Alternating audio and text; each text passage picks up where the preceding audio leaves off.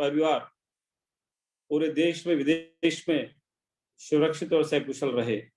इन्हीं भावना के साथ में हमारे संस्थापक अध्यक्ष मेरे पूज्य पिताजी रामदास जी अग्रवाल को प्रणाम करते हुए और आज जयपुर में शहर में जो वेबिनार हो रहा है, जयपुर के आराध्य मोती डूंगरी गणेश जी और गोविंद देव जी महाराज को चरण वंदन। आज की सभा में उपस्थित बंधुओं, doctor Mohit Sharma ji, senior cardiologist, SMS hospital Jaipur, आपका स्वागत है। हृदय से स्वागत है कि आपने शहर इस वेबिनार में पार्टिसिपेट करके और आज जो भ्रांतियां फैल रही हैं चारों तरफ, उसको दूर करने में आपके द्वारा इस वेबिनार से जरूर पूरा होगा। मैं स्वागत करता हूं हमारे श्री सुभाष जी गुप्ता, वर्किंग प्रेसिडेंट दिल्ली से हैं। Shri DD Agarwal ji, working president Jaipur से जुड़े हैं। Doctor SS Agarwal, president Rajasthan Vaishya Mahasammelan. Shri Gopal ji Gupta, general secretary Rajasthan Pradesh Vaishya Mahasammelan. Shri Kalani ji, international हमारे कन्वीनर इस प्रोग्राम के। Shri Sudesh Agarwal ji, president IVF Bengal. Shri Shalini Rajvanshi ji, IVF महिला विंग की राजस्थान की अध्यक्षा। श्रीमती मीना गुप्ता जी, प्रेसिडेंट पंजाबी बाग महिला दिल्ली से हैं, जो हमारे साथ जुड़े हैं। श्री KK गुप्ता जी, हमारे वेस्टर्न राजस्थान के प्रभारी। समस्त उपस्थित बंधुओं बहनों, सबका बहुत बहुत स्वागत, नमस्कार। आज का वेबिनार जो जयपुर प्रदेश ने ऑर्गेनाइज किया है, it is a demand of the day. People are confused how to move ahead. There are a lot of misgivings, misunderstandings going on around the world, around the cities, around the town, कि ये महामारी क्या है। पिछली wave में corona एक आया था, लोगों ने बड़ी दृढ़ता से फेस किया, और इस दूसरी वेव के अंदर जो कोलेटरल नुकसान हुआ, हमारे परिचित लोगों का जो कैजुअलिटीज हुई है वो सोची नहीं थी। घर घर को कोरोना ने टच किया है, लोग परेशान हैं और लिटरली एक तरह से डरा हुआ माहौल हो गया है। कोरोना से उभर भी नहीं पा रहे थे, साथ साथ ये ब्लैक फंगस और व्हाइट फंगस का एक नया और रोग चारों तरफ जो रोज दिन भर टीवी पे आता है, एक भय का वातावरण पैदा कर रहा है। बंधुओं, ये सब चीजें आज इस वेबिनार में मुझे जरूर निश्चय है कि आज इसी बात पे चर्चा करके और इसमें जो भ्रांतियां फैल रही हैं, और डॉक्टर मोहित शर्मा पूरी कोशिश करके हमारी इन बातों का जवाब देंगे, जिससे कि ये भ्रांति और मन में जो एक डर का वातावरण हो सबके मन में हो रहा है वो दूर होगा। आज सभी बंधु को बताना चाहता हूं कि कलेक्टिव रेस्पॉन्सिबिलिटी के नाते हमने जो IVF रिलीफ फंड का पैसा लास्ट टाइम इकट्ठा करा था, उसका उपयोग करते हुए जिस तरह से ऑक्सीजन की कमियां पूरे देश में महसूस की गई, उसी के तहत हमने प्राण वायु योजना के तहत सारे प्रदेशों को ऑक्सीजन कंसंट्रेट डिस्पैच करना शुरू करा है। और अभी तक हमने 40 कंसंट्रेटर्स अलग अलग प्रदेशों को भेज दिए हैं और 40 पाइपलाइन में, क्योंकि इंपोर्टर जो हमारा जिसके थ्रू हो रहा है उसका कंसाइनमेंट और हमारे मंगलवार या बुधवार तक आएगा, और फर्दर 40 हम जो है कंसंट्रेटर्स अलग अलग प्रदेशों में भेज देंगे। ये समय की पुकार है, समाज में आगे बढ़ के काम करना है, दायित्व लेना है। कोई दे या नहीं दे, पर हमको अपने समाज में, हम वैश्य समाज ने हमेशा देना सीखा है, आगे बढ़ के काम करना सीखा है। आज अभी KK गुप्ता जी बोल रहे थे कि हमको टैक्स कलेक्टर की उपाधि मिलनी चाहिए, हमको ये सब मिलना चाहिए। बंधुओं, मैं उनकी बात से सहमत हूं, पर अभी समय है सेवा का। आइए हम सब मिलकर के सेवा भाव से जो समाज को भी जरूरत है, जो डर है, उसको दूर करें। एक मील टू हील हमने स्कीम चालू की है, जिसके तहत कोविड पेशेंट्स को हम घर पे कॉम्प्लीमेंट्री मील्स पहुंचा रहे हैं, हम उनके घर पे डिलीवर कर रहे हैं। इसकी भी बहुत अच्छा रेस्पॉन्स है। श्रीमती शालिनी जी ने भी जयपुर में इसको स्टार्ट करा है, उनको बहुत बहुत बधाई। अलग अलग प्रदेशों में अलग अलग नाम से सब लोग मील टू हील करके पहुंचा रहे हैं। बंधुओं, मेरा आपसे निवेदन है, हम कभी भी ये अपने एडवर्टाइजमेंट में कहीं नहीं लिखें हम आपको फ्री मील दे रहे हैं। एक आपको मैं शेयर करना चाहता हूं कि टाटा ने अपनी नैनो कार लॉन्च की थी। वो हिंदुस्तान की और दुनिया की सबसे सस्ती गाड़ी थी, और ये सस्ती को उस ब्रांड पे जो cheapest vehicle of the world नाम जो जुड़ा, वो गाड़ी बाजार में फेल हो गई। कोई भी आदमी चीपेस्ट व्हीकल के अंदर बैठ के नहीं चलना चाहता है। और वो इसका हार्वर्ड यूनिवर्सिटी में जो रिसर्च हुआ कि नैनो गाड़ी ये जो इसने निकाली थी टाटा ने, फेल क्यों हुआ, उसमें केवल मार्केटिंग में एक word cheapest vehicle of the world, वो उसको ले डूबा। हम किसी को अगर समाज में काम कर रहे हैं तो उसको सम्मान के साथ दें। हम कहीं नहीं लिखे हम आपको फ्री में दे रहे हैं, हम लिखे हम सहयोग कर रहे हैं, हम कॉम्प्लीमेंट्री भेज रहे हैं, आपकी दुख दुविधा में हम आपका हाथ बटा रहे हैं। मुझे अच्छा लगेगा कि वर्ड कहीं पे भी हम फ्री का जहां कहीं लिखा हुआ आ रहा है, गोपाल जी आप ध्यान रखें, वहां से काइंडली वर्ड हटवा दें। सम्मान के साथ में हम कार्य करें। आज के वेबिनार में मैं ज्यादा समय नहीं लेता हुआ, समाज के द्वारा करे गए कार्यों को पूरे देश में अलग अलग प्रदेशों में जो काम चल रहा है, बहुत अच्छा काम चल रहा है। मुझे खुशी है हर प्रदेश अध्यक्ष, हर समाज का वैश्य बंधु काम कर रहा है, और मुझे पूरी उम्मीद है कि सेकेंड वेव में भी हम बड़ी दृढ़ता के साथ में फेस करते हुए और सक्सेसफुली बाहर निकलेंगे। मेरा निवेदन है, stay home, stay safe, vaccination कराएं। अगला ड्राइव अपना आईवीएफ का वैक्सीनेशन के लिए लोगों को प्रोत्साहित करें। हम लोग वैक्सीनेशन ड्राइव करें, जिससे कि जो मोदी जी का कॉल, हमारे प्रधानमंत्री जी का जो कॉल है, ईच वन वैक्सीनेट वन, उसमें हम भागीदार बने।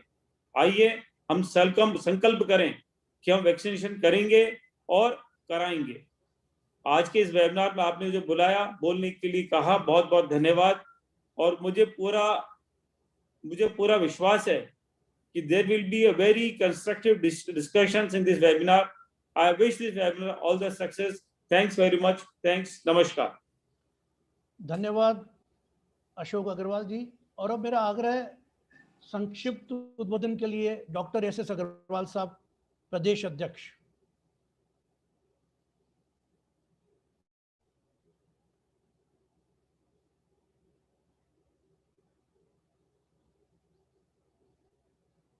डॉक्टर साहब, आपका नाम से नजर तो आ रहा है डॉक्टर एस के नाम से, और डॉक्टर साहब को होस्ट हैं आप अनम्यूट कर लीजिए।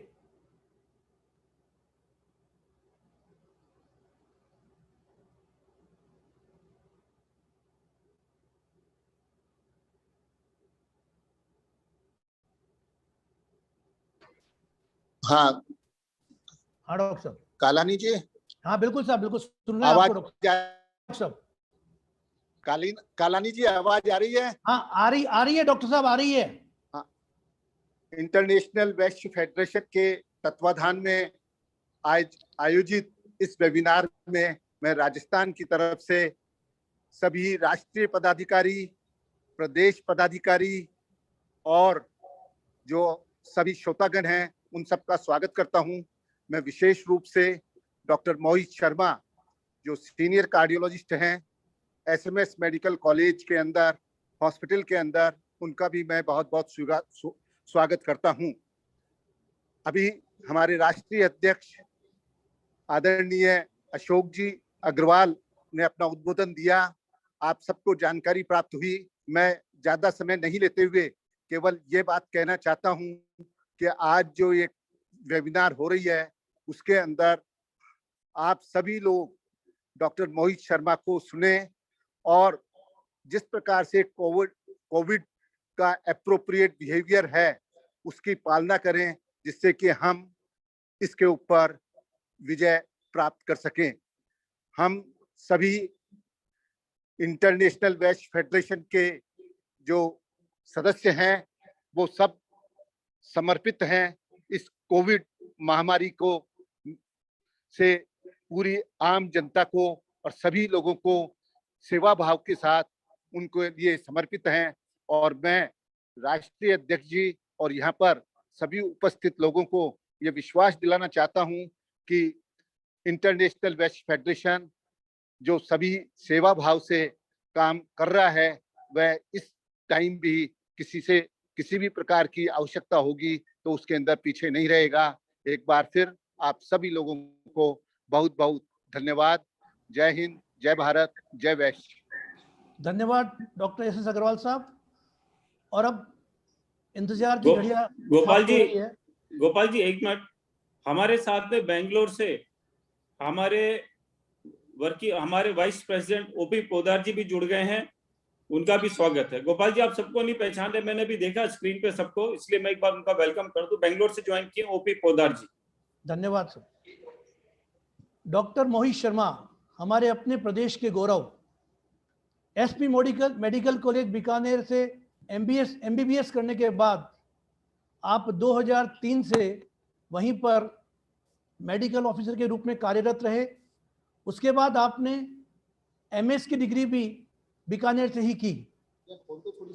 तत्पश्चात एसएमएस मेडिकल कॉलेज से कार्डिक सर्जरी में सुपर स्पेशलिटी की। आपके 40 से ज़्यादा रिसर्च पेपर राष्ट्रीय एवं अंतर्राष्ट्रीय स्तर पर नवाजे गए। आप हेड ऑफ द डिपार्टमेंट रहे कार्डियो थोरिक एंड वेस्कुलर सर्जरी में जेएलएन मेडिकल कॉलेज अजमेर एवं गवर्नमेंट कॉलेज कोटा में। वर्तमान में आप एसएमएस मेडिकल कॉलेज में असिस्टेंट प्रोफेसर है। आप श्री रविशंकर जी की संस्था आर्ट ऑफ लिविंग के फैकल्टी के रूप में भी लगातार हैप्पीनेस प्रोग्राम कंडक्ट करते रहते हैं। आपके 20 वेबिनार तो इस एक माह के अंदर में संपन्न हुई है, जिसमें हजारों लोग लाभान्वित हुए हैं। और उसके पूर्व भी आपने all India institute of medical science, SMS medical college, IIT Chennai, Fortis hospital, JLN medical college, DMA Karauli एवं आरएसी में भी आपने स्ट्रेस मैनेजमेंट पर अनेकों सेशन कंडक्ट किए हैं। मैं आपको इन 2 लाइनों के साथ प्रस्तुत करता हूं डॉक्टर मोहित शर्मा जी कि सितारों से आगे जहां और भी है, आप शाहीन है, अंदाज है परवान आपका, आपके आगे आसमां और भी है, आपके आगे आसमां और भी है। डॉक्टर मोहित शर्मा। नमस्कार और धन्यवाद कालानी जी, और आभार आईवीएफ का कि आप लोगों ने मुझे इनवाइट किया। फॉर्चुनेटली अपन ने एक लोगों के साथ में किया और वो वेबिनार इतना प्रचलित हुआ कि अब ये मतलब पूरा सप्ताह वेबिनार से कम्प्लीटली फिल्ड अप है। तो इट्स रियली वेरी फॉर्चुनेट कि मुझे आप लोगों ने यहाँ पर इनवाइट किया है to remove all the confusions related to COVID. और मुझे लगता है हम सबको यहाँ पर समग्र स्वास्थ्य की बात करनी चाहिए, क्योंकि समग्र स्वास्थ्य अगर कहीं ना कहीं हम बात करते हैं तो उसमें कोविड अपने आप ही इजीली सॉल्व हो जाता है। तो सबसे पहले तो मैं उन सारे लोग जो कोविड की इस त्रासदी में जिनको कहीं ना कहीं वो असुविधा रही या सुविधाओं का अभाव रहा, कुछ लोग मृत्यु को प्राप्त हो गए, उन सब के प्रति मेरी सहानुभूति है। ये सहानुभूति इसलिए जरूरी है क्योंकि हम इन सारी चीज़ों के लिए प्रिपेयर नहीं थे कभी भी। भारत देश जब आज़ाद हुआ 1947 में, उसके बाद हमने कभी इस तरह की कल्पना नहीं करी थी कि इस तरह की कोई महामारी हमारे देश में, जब हम ये कल्पना नहीं कर सकते थे कि इस तरह से कभी कोई अच्छा, मेरी आवाज़ धीरे आ रही है, किसी ने डाला है। Now am I audible clearly? अगर आपको लगता है आवाज़ धीरे तो आई थिंक अपने अपने सेटअप्स को आप वॉल्यूम इंक्रीज कर लीजिए, क्योंकि यहाँ तो ये मेरे अच्छे से दिखा रहा है ऑडिबिलिटी।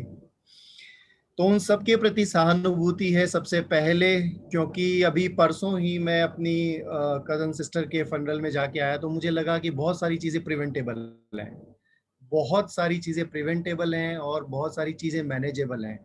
आपकी जैसी संस्था सेवा का कार्य कर रही है, इस तरह की सेवा का कार्य करने वाली अगर अनेकों संस्थाएं एक साथ जुड़ें तो मेरे ख्याल से बहुत सारी चीज़ें अपने आप ही मैनेजेबल है। नाउ मैं शुरू करता हूँ सबसे पहले योग वशिष्ठ के एक उदाहरण से। योग वशिष्ठ में श्री राम ने जब गुरु वशिष्ठ से पूछा, हे ऋषिवर, हे गुरुवर मुझे बताओ, वशिष्ठ ने कहा स्व स्थितः इति स्वस्थः। एक लाइन में परिभाषित किया समग्र स्वास्थ्य को, स्व स्थितः इति स्वस्थः। जो स्व में स्थित है, जो सेल्फ रिपोज्ड है, जो अपने भीतर अवस्थित है, वो स्वस्थ है। और according to medical science what is health? Physical, mental, social, spiritual wellbeing, nearly absence of the disease is known as health. ये 2 लाइन की परिभाषा जो मेडिकल साइंस में प्रचलन में आती है स्वास्थ्य की, जो फिजिकली, मेंटली, सोशली और स्पिरिचुअली इन चारों पैरामीटर्स पे जो फिट है वो हेल्दी है, जिसमें बीमारी का अभाव है। और कमाल बात ये, मनुष्य की अनंत काल से एक इच्छा रही है, अनंत काल से, कि मैं अमर हो जाऊं। मनुष्य की एक इच्छा है। अभी हम सब आंख बंद करके अगर गौर से अपने आप को देखेंगे तो शायद पाएंगे कि ये इच्छा तो भीतर है कहीं ना कहीं, या हम कुछ ऐसा कर रहे होते हैं, हमें लगता है कि हजारों साल के लिए हम इस धरती पर हैं, जबकि हमारे अगले पल का हमें पता नहीं होता। It is amazing fact, but it is. हमको लगता है कि हम मृत्यु पर विजय प्राप्त कर लें, ये हमारी एक सबसे डीपेस्ट डिजायर है, but it is not possible. तो मृत्यु बेसिकली इनएविटेबल है। और यहाँ मैं हमेशा जितने भी मेरे वेबिनार्स हुए उनमें एक और स्टोरी सुनाता हूँ। आप सब जानते होंगे, गौतम बुद्ध, बीमारी, बुढ़ापा और मृत्यु, इन 3 चीजों को देख लेने के बाद ही सत्य की खोज में गौतम बुद्ध निकल गए। और अभी क्या हो रहा है, हम सब ने एक चश्मा लगा रखा है, उस चश्मे का नाम है कोविड। हमें जो भी बीमार, जो भी बूढ़ा और जो भी मृत्यु नजर आती है तो हम उसके ऊपर एक मोहर लगाते हैं जिसका नाम है कोविड। बचपन में सब कभी न कभी मेले में गए होंगे तो रंगीन चश्मे थे। जिस रंग का आप चश्मा लगाते हैं उसी रंग की सारी दुनिया दिखाई देने लगती है। तो वर्तमान में अभी सबका क्या है, कोविड का चश्मा लगाया। आप गौर से देखो, अगर घर में किसी को छींक भी आती है या अगर घर में किसी को हल्का बुखार भी है तो पहला सस्पिशियस क्या जाता है कि गया, समथिंग इज रॉन्ग, कोविड हो गया है, अब भागो भागो भागो। होता यह है कि हम भय में क्या छोड़ते हैं। कभी गौर से देखो अपने मनुष्य प्रकृति को, जब भी हम कभी भय में हुए हैं, डिप्रेशन में हुए हैं, तो हम क्या छोड़ते हैं, हम कमिटमेंट एंड होप को छोड़ते हैं, प्रतिबद्धता और आशा को छोड़ देते हैं, और पकड़ते क्या है, पकड़ते हैं क्रोध, घृणा, आक्रोश, ईर्ष्या। आप देखो, जिन जिन भी पेशेंट्स के परिजन हॉस्पिटल में जिनकी डेथ हुई है, अब किसी चिकित्सक का या किसी अस्पताल का कोई ऐसा इंटेंशन रहेगा क्या कि मेरे यहाँ भर्ती मरीज की डेथ हो नहीं, लेकिन क्या होता है, हम भय में या डिप्रेशन में पकड़ के रखते हैं आक्रोश को और पकड़ के रखते हैं क्रोध को, और छूटता हमसे ऑटोमेटिकली क्या है, आशा, प्रतिबद्धता, कमिटमेंट एंड होप को छोड़ देते हैं, और छोड़ने के बाद ये सारा मैस होता है। तो इसके अपन 3 भागों में इस पर चर्चा करेंगे। पहला तो चर्चा करेंगे एग्जैक्टली ये बीमारी क्या है, क्या इसके ओरिजिन है, क्या इसके सारी, ऑलरेडी बहुत सारा यूट्यूब पे, फेसबुक पे ज्यादातर लोग तो नॉलेजेबल हो चुके हैं ऑलरेडी। और कमाल बात ये, मैं इस नॉलेज को एक थोड़ा घृणित शब्द है लेकिन इस्तेमाल करूंगा कि हर बंदर के हाथ उस तरह है। अगर कभी बचपन में आपने कहानी सुनी होगी, बंदर, उस्तरा और राजा, जिस राजा के गले पे मक्खी बैठी और बंदर उसका चौकीदार था और उसके हाथ में उस्तरा था, तो गर्दन किसकी कटी, राजा की। तो ये जो आधा अधूरा ज्ञान कहीं ना कहीं बहुत सारी जगहों में हमने सुन लिया, पढ़ लिया, या अड़ोसी पड़ोसियों ने कह दिया, उस सारे ज्ञान के कारण हुआ क्या, बेसिकली किसी का भला हुआ ना हुआ, लेकिन एक काम तो हो गया कि हर बंदर के हाथ उस्तरा आ गया। तो अभी इसको थोड़ा सा अलग अलग मैनर में अपन काम करते हैं। देखो, इस माहौल को थोड़ा सा लाइट करते हैं। एक जोक है, वैसे तो जोक है कहने को, लेकिन इस जोक को मैं अपने वेबिनार में सुनाता हूं, क्योंकि मोर और लेस हम सभी कहीं ना कहीं इस अवस्था से गुजर रहे हैं या गुजर चुके हैं। तो ऐसा है, मेरे पास ज्यादातर जो व्हाट्सएप आते हैं या मैसेजेस आते हैं उसमें क्या लिखा होता है मैं आपको बताता हूँ। डॉक्टर साहब, मेरा सीटी स्कैन हो चुका है, मेरा सीटी स्कोर 11, 12, 8 जो भी है, मेरा सीआरपी इतना है, मेरा डी डाइमर 650 है, मेरा ईएसआर इतना है, सीरम फेरिटिन इतना है, अब मुझे क्या करना चाहिए। कोई भी पेशेंट या कोई भी अटेंडेंट उसके सैचुरेशन की तो बात ही नहीं कर रहा है, उसके फीवर की तो बात ही नहीं कर रहा है। क्या बात कर रहे हैं पेशेंट और अटेंडेंट्स, ये बात कर रहे हैं कि हमारे मरीज का सीआरपी इतना है, हमारे मरीज का एलडीएच इतना है, हमारे मरीज का सीटी स्कोर इतना है, हमारे मरीज का ये हो चुका है, अब हमको क्या करना चाहिए। कमाल बात ये, जो ये सब भेज रहे हैं क्या उनको इसके बारे में पता है? नहीं। और कमाल बात दूसरी ये कि पता करने का कोशिश किया, नहीं। तो इन सारी चीजों से क्या होगा, कुछ नहीं। क्योंकि सही मायने में यह बीमारी अब फिजिकल लेवल से हटके मेंटल लेवल पर आ चुकी है। और मैं इसको एक शब्द में अगर कहूं तो इट इज मोर और less mental illness rather physical illness. Physical illness है, लेकिन ये फिजिकल इलनेस इतनी बुरी नहीं है कि इससे आप जूझ न सकें या इससे आप पार ना पा सकें। यह जब मेंटल इलनेस में कन्वर्ट होता है तब आप इससे पार नहीं पा सकते। मृत्यु बड़ी है या मृत्यु का भय? तो उत्तर क्या आएगा? मृत्यु का भय। यहाँ पर बीमारी बड़ी है या बीमारी का भय? तो इसका आंसर है बीमारी का भय। और मैंने जाते हुए देखा है ऐसे लोगों को जब उनके भीतर कहीं ना कहीं भय होता है और वो उस भय के कारण बीमारी से पार पाने की जगह कहीं ना कहीं दुनिया छोड़ देते हैं। कितना कमाल है ये। और इस भय को जगह कौन देते हैं? हम। क्योंकि हमारी टेंडेंसी हम नहीं जानते भय को पकड़ने की है। दुनिया में कहीं भी भय अगर फैला होगा तो हम उसको जाके पकड़ लेंगे, बड़ा आसानी से पकड़ लेते हैं। तो यहाँ शुरू करते हैं। मेरे पास एक एसएमएस आया, व्हाट्सएप आया मैसेज, डॉक्टर साहब मैं कोरोना की रोकथाम के लिए निम्न उपाय कर रहा हूँ, प्लीज लिसन केयरफुली। बहुत आराम से सुनना इन सारे उपायों को। योग, वॉक, नींबू पानी, हल्दी वाला दूध, च्यवनप्राश, अंकुरित अनाज, कच्चा लहसुन, कच्ची अदरक, मामेरा बादाम, बादाम की एक वैरायटी होती है, काबुली अंजीर, अरबी खजूर, विलायती खुरमानी, अफगानी खारक, देशी मुनक्का, हर्बल काढ़ा, मुंह में लौंग, काली मिर्च, नाक में तेल, हल्दी नमक के गरारे, अजवाइन की भाप, दिन भर गर्म पानी पीता रहता हूँ। पतंजलि की तुलसी की गोलियां, गिलोय की गोलियां, नीम की गोलियां, होम्योपैथी दवा में आर्सेनिक एल्बो हर महीने 5 दिन, कैम्फर 1 mg की गोलियां, अंग्रेजी दवाओं में हाइड्रोक्सी क्लोरोक्विन, एजिथ्राल, आइवरमेक्टिन, और ये सब ले रहा हूँ।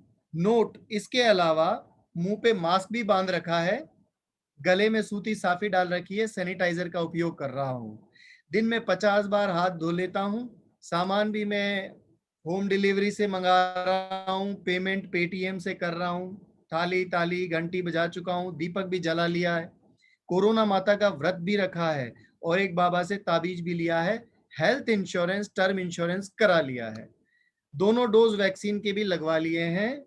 अब मुझे सुझाव दीजिए क्या करना है।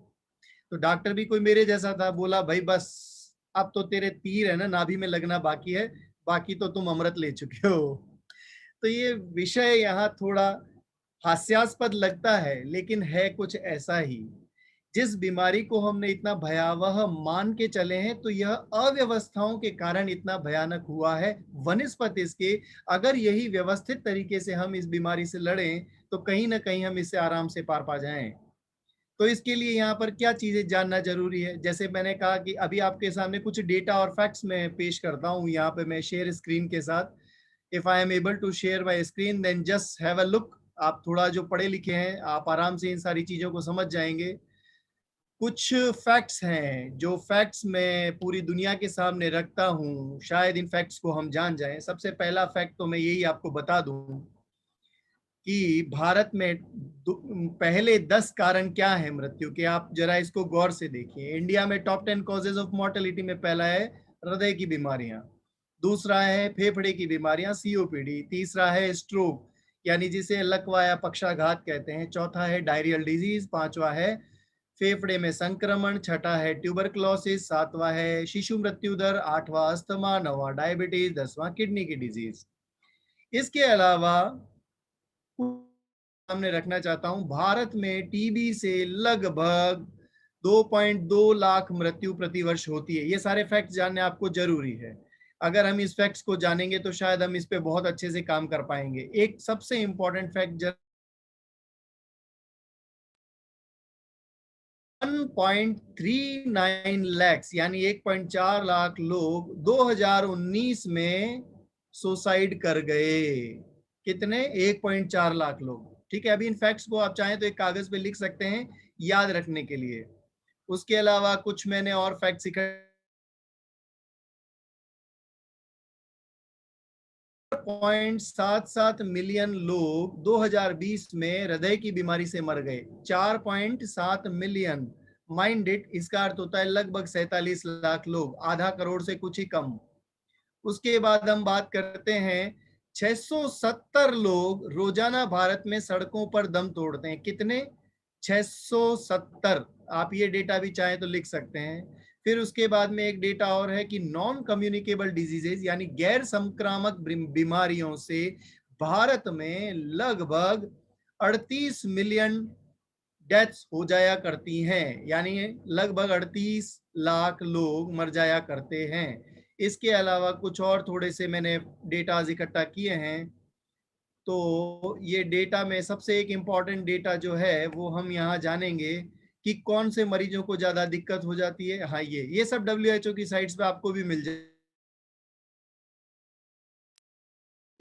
0.4%, इसको आप चाहें तो एक जगह लिख लें, 0.4%। और उसके अलावा overall symptomatic case hospitalisation rate है 3.5%। तो ये कुछ मोटे मोटे फैक्ट्स हैं जो मैं आपको शेयर करना चाहता था। अब मैं आपको इस बीमारी की भयावहता के बारे में थोड़ा सा आगाह करना चाहता हूं कि कितनी भयावह है ये, जिसके कारण हम डर रहे हैं। नाउ, आप सबके पास में गैजेट है, लैपटॉप है, आप उस पे डालिए COVID। जो स्क्रीन आपके सामने खुल के आएगा वो होगा, राजस्थान की बात कर रहे हैं यहाँ पर, क्योंकि मैं राजस्थान जयपुर से हूं, तो जयपुर में जो खुलेगा गूगल में वही आएगा। 8.97 lakh total number of cases. Mind it, ये संक्रमितों की संख्या है। जो आपको बताया जाता है वो थोड़ा भिन्न होता है, पर अपन रियल फैक्ट्स की बात करते हैं। 8.9 लाख लोग संक्रमित हैं, जिनमें से 7.46 लाख रिकवर्ड कर गए हैं और 7,346 मृत्यु हुई हैं।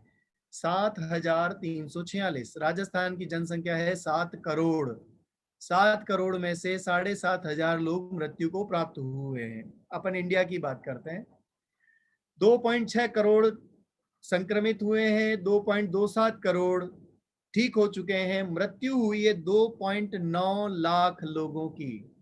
आप चाहें लिख सकते हैं 2.9 लाख लोग, यानी लगभग 3 लाख लोग कोविड से मृत्यु को प्राप्त हुए हैं। अब आप कहेंगे कि डॉक्टर साहब ये गलत हो सकते हैं क्योंकि सरकारी आंकड़े हैं। सरकारी आंकड़ों का क्या भरोसा, हम तो कब्रिस्तान में देखते हैं, रोज शमशान में देखते हैं, लाशें जलाई जा रही हैं और खूब जलाई जा रही हैं, टीवी पे दिखाया भी जा रहा है। तो मेरा एक छोटा सा प्रश्न है, 2020 से पहले क्या 2020 से पहले कभी हमने शमशानों और कब्रिस्तानों की स्थिति या गोचर भूमि की ओर कभी अपना दृष्टिपात किया था? नहीं। तो हम सब ने क्या किया, 2019 को एक मेले में गए और उस मेले से कोरोना नाम का चश्मा खरीदा और उसको आंखों पे लगाया। अब उसके बाद हमें जो भी दिखाई देता है वो कोरोनामय होता है बेसिकली। अगर किसी की भी मृत्यु हो, क्रोहन्स डिजीज से हुई हो या और किसी क्रॉनिक इलनेस से हुई हो, हमें क्या दिखता है जी, और एक कोरोना काल में मरा है तो इसका कारण तो कोरोना होगा। जबकि बेसिकली उसकी डेथ का कारण उसका अंडरलाइंग डिजीज है, उसकी फाइल के ऊपर सिग्नेचर हो सकता है कोरोना का हो। अब शायद आप मेरी बात को कि किसी बीमारी को टेक्निकल टर्म में भयावह कब कहा जाता है, या किसी बीमारी को भयावहता को नापता है। जैसे आप में से बहुत सारे लोग व्यापारी हैं, बाजार की भाषा मुझसे बेहतर समझते हैं। बाजार में एक सूचकांक होता है जिससे हमको पता लगता है कि बाजार गिरा या बाजार चढ़ा या बाजार जो भी है। ऐसे ही मेडिकल साइंस में भी एक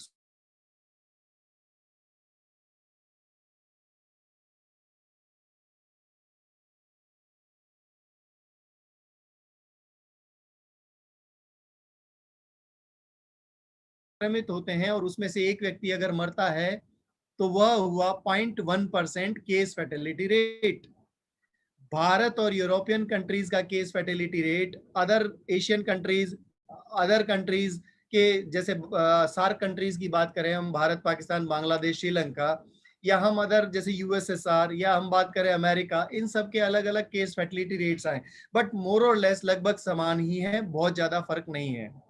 तो यहाँ पर इंपॉर्टेंट क्या हुआ, केस फैटेलिटी रेट। और अगर किसी बीमारी का केस फैटेलिटी रेट लगभग 1% भी होता है इन केस, तो उस स्थिति में हम क्या कहेंगे, उस स्थिति में हम कहेंगे कि भाई केस फैटेलिटी रेट तो 1% है, इसको आप कैसे भयावह मान सकते हो।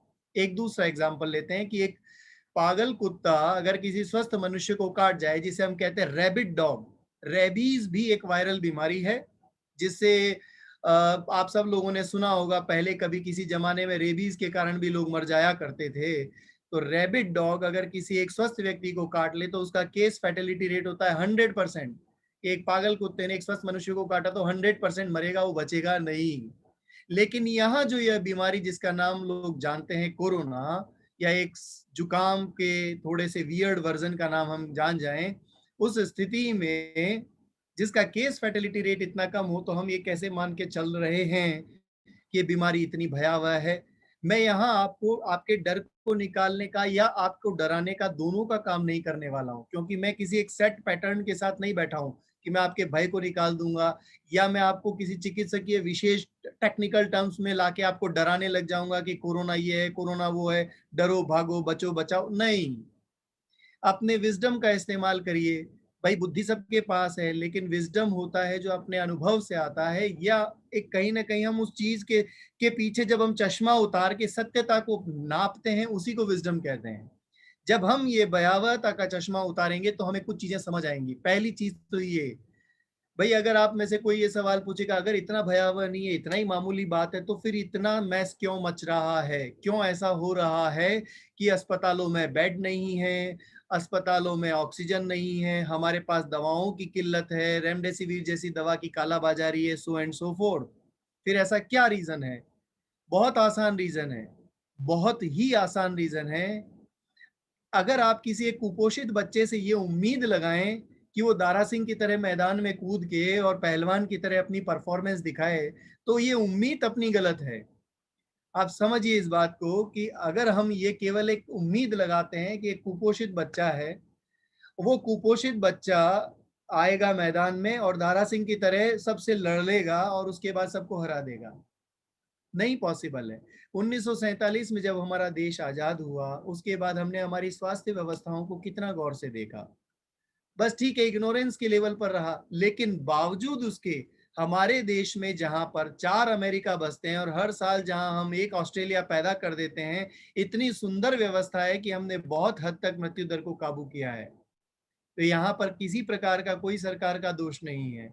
और सबसे कमाल बात ये, आप एक कल्पना करके देखो, 125 करोड़ की भारत की जनसंख्या, 125 करोड़ की जनसंख्या में अगर हम कहें कि केवल 3 लाख लोग मृत्यु को प्राप्त हुए, तो ये एक तरह का फेलियर नहीं है, ये एक तरह का शाबाशी देने का टॉपिक है कि भारत जैसे हाईली पॉपुलस कंट्री ने इस लेवल पर अपने आप को मैनेज कर लिया है कि वो इन सारी चीजों से लड़ चुका। आप एक कल्पना करो, लास्ट ईयर जब ये बीमारी आई थी, उस वक्त हमारे पास में क्या था? पीपीई किट, मास्क, सैनिटाइजर की अव्यवस्था नहीं था, लोग भाग रहे थे इधर उधर।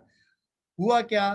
कुछ महीनों बाद पीपीई किट, मास्क, सैनिटाइजर किराने की दुकान से लगाकर जूते की दुकान तक हर दुकान में मिलने लगे। एग्जैक्टली अब जब हमको समझ में आया, भारत में लोगों को लगा कि ऑक्सीजन की कमी आ रही है जिसके कारण लोग मर रहे हैं, तो आप देखो, आप जैसे व्यापारी वर्ग ने भी ऑक्सीजन को लोगों तक पहुंचाने का काम किया, despite Indian government, state government and other sorts of government facilities. तो इसका क्या मतलब है? भारत एक ऐसा देश है जहां पर मानवीयता और मनुष्यता अभी भी है और हम इस बीमारी से आसानी से लड़ सकते हैं। तो द मोस्ट इंपॉर्टेंट फैक्ट्स जो मैं यहाँ पर इनको कंपाइल करना चाहता हूँ, बीमारी के बारे में तो हम समझ गए कि बीमारी का एक केस फैटेलिटी रेट ऐसा है कि इसमें अगर हम थोड़ा तसल्ली से, धैर्य से और पॉजिटिव थिंकिंग के साथ बैठेंगे तो हम बच जाएंगे, कोई बड़ा नहीं है। तो यहाँ पर मिसमैनेज क्या हो रहा है? मिसमैनेज सिर्फ इतना हो रहा है कि हम एक दिन का बुखार भी नहीं झेल पाते। हमें एक दिन का बुखार आता है तो हमें क्या चाहिए? हमारे शहर का बेस्ट फिजिशियन मेरा इलाज करे, हमारे शहर का बेस्ट स्टीरॉयड मुझे मिल जाए, हमारे शहर की बेस्ट दवा मुझे मिल जाए, बेस्ट हॉस्पिटल का बेस्ट तरीके का बिस्तर मुझे मिल जाए। अरे भाई, अपने घरों में बिस्तरों की कमी है क्या? क्यों भाग के जाना है अस्पताल? यही डब्ल्यूएचओ ने डेटा में बताया बड़े बड़े अक्षरों में कि ये ग्लोबल पेंडेमिक है, बिल्कुल ग्लोबल। नहीं पढ़ पाए, जहां इन्होंने साफ लिखा है 85% लोग बिना दवा के ठीक होते हैं, पहली बात। 10%, 10 से 15% के आसपास लोगों को मेडिकल केयर चाहिए, outdoor basis as well as indoor basis, not ICU basis, and less than 5% patients need ICU. Fortunately unfortunately हम टोटल नंबर ऑफ पॉपुलेशन इतना है कि हमारे पास उसका 5% बिस्तर आईसीयू का अवेलेबल है या नहीं है, वो थोड़ा व्यवस्थाओं की तकलीफ है। लेकिन फिर भी भारत में प्रबुद्ध लोगों ने कहीं ना कहीं समस्या को कोप अप करने में भारत सरकार और जो भी राज्य सरकार है उनकी मदद किया। तो यहाँ पर क्या है कि हम क्या नहीं है उस पर डिस्कशन करने से कुछ नहीं बनता है, हम क्या कर सकते हैं, what we can do for society is much more important। मैंने अपने हर सेशन में एक चीज का इस्तेमाल किया है, क्योंकि मैं आर्ट ऑफ लिविंग फैकल्टी भी हूँ।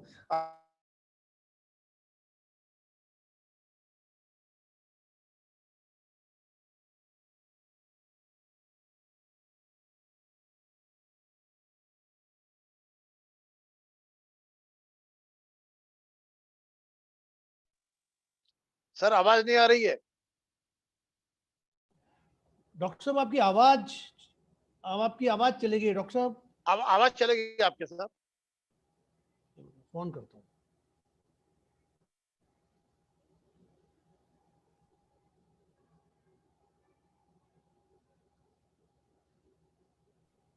शायद नेट अनस्टेबल रहा होगा। हाँ हाँ Am डॉक्टर I साहब। audible now? हाँ अब हाँ, ठीक है हाँ। डॉक्टर साहब, 1 मिनट के लिए आपकी आवाज चली गई डॉक्टर साहब। हाँ, तो ये मैं बता रहा था, सेवा शब्द से अभिप्राय साधारण सा, इतना सिंपल सा है कि अगर आप कहीं सेवा कर रहे हैं तो कोई ना कोई आपके परिजनों की भी सेवा कर ही रहा है। तो मोस्ट इंपॉर्टेंट थिंग इज, अगर आप कहीं किसी सेवा प्रकल्प में जुड़े हैं, चाहे आप किसी हॉस्पिटल से एसोसिएटेड हो गए हैं, या आप कहीं से धन दे करके सेवा कर रहे हैं, तन दे के सेवा कर रहे हैं, या मन दे के सेवा कर रहे हैं, तो डेफिनेटली आपके परिजन भी सुरक्षित हैं, क्योंकि उनकी भी सेवा करने वाला कोई ना कोई सत्ता है। अब यहाँ पर हम थोड़ा सा बीमारी को, भयावहता को समझा, थोड़ा सा और इस बीमारी के बारे में हम समझते हैं, क्योंकि इस पूरी वेबिनार का डिस्कशन का टॉपिक है सांसों का प्रबंधन। आप सभी ने अभी देखा होगा पिछले कुछ दिनों में जब भी कभी कोविड से रिलेटेड डेथ हुई है तो उसका कारण रहा है न्यूमोनिया, बायलेटरल न्यूमोनाइटिस। अभी तो सब लोग जान गए होंगे, यूट्यूब के वीडियो पे भी सब कोई हर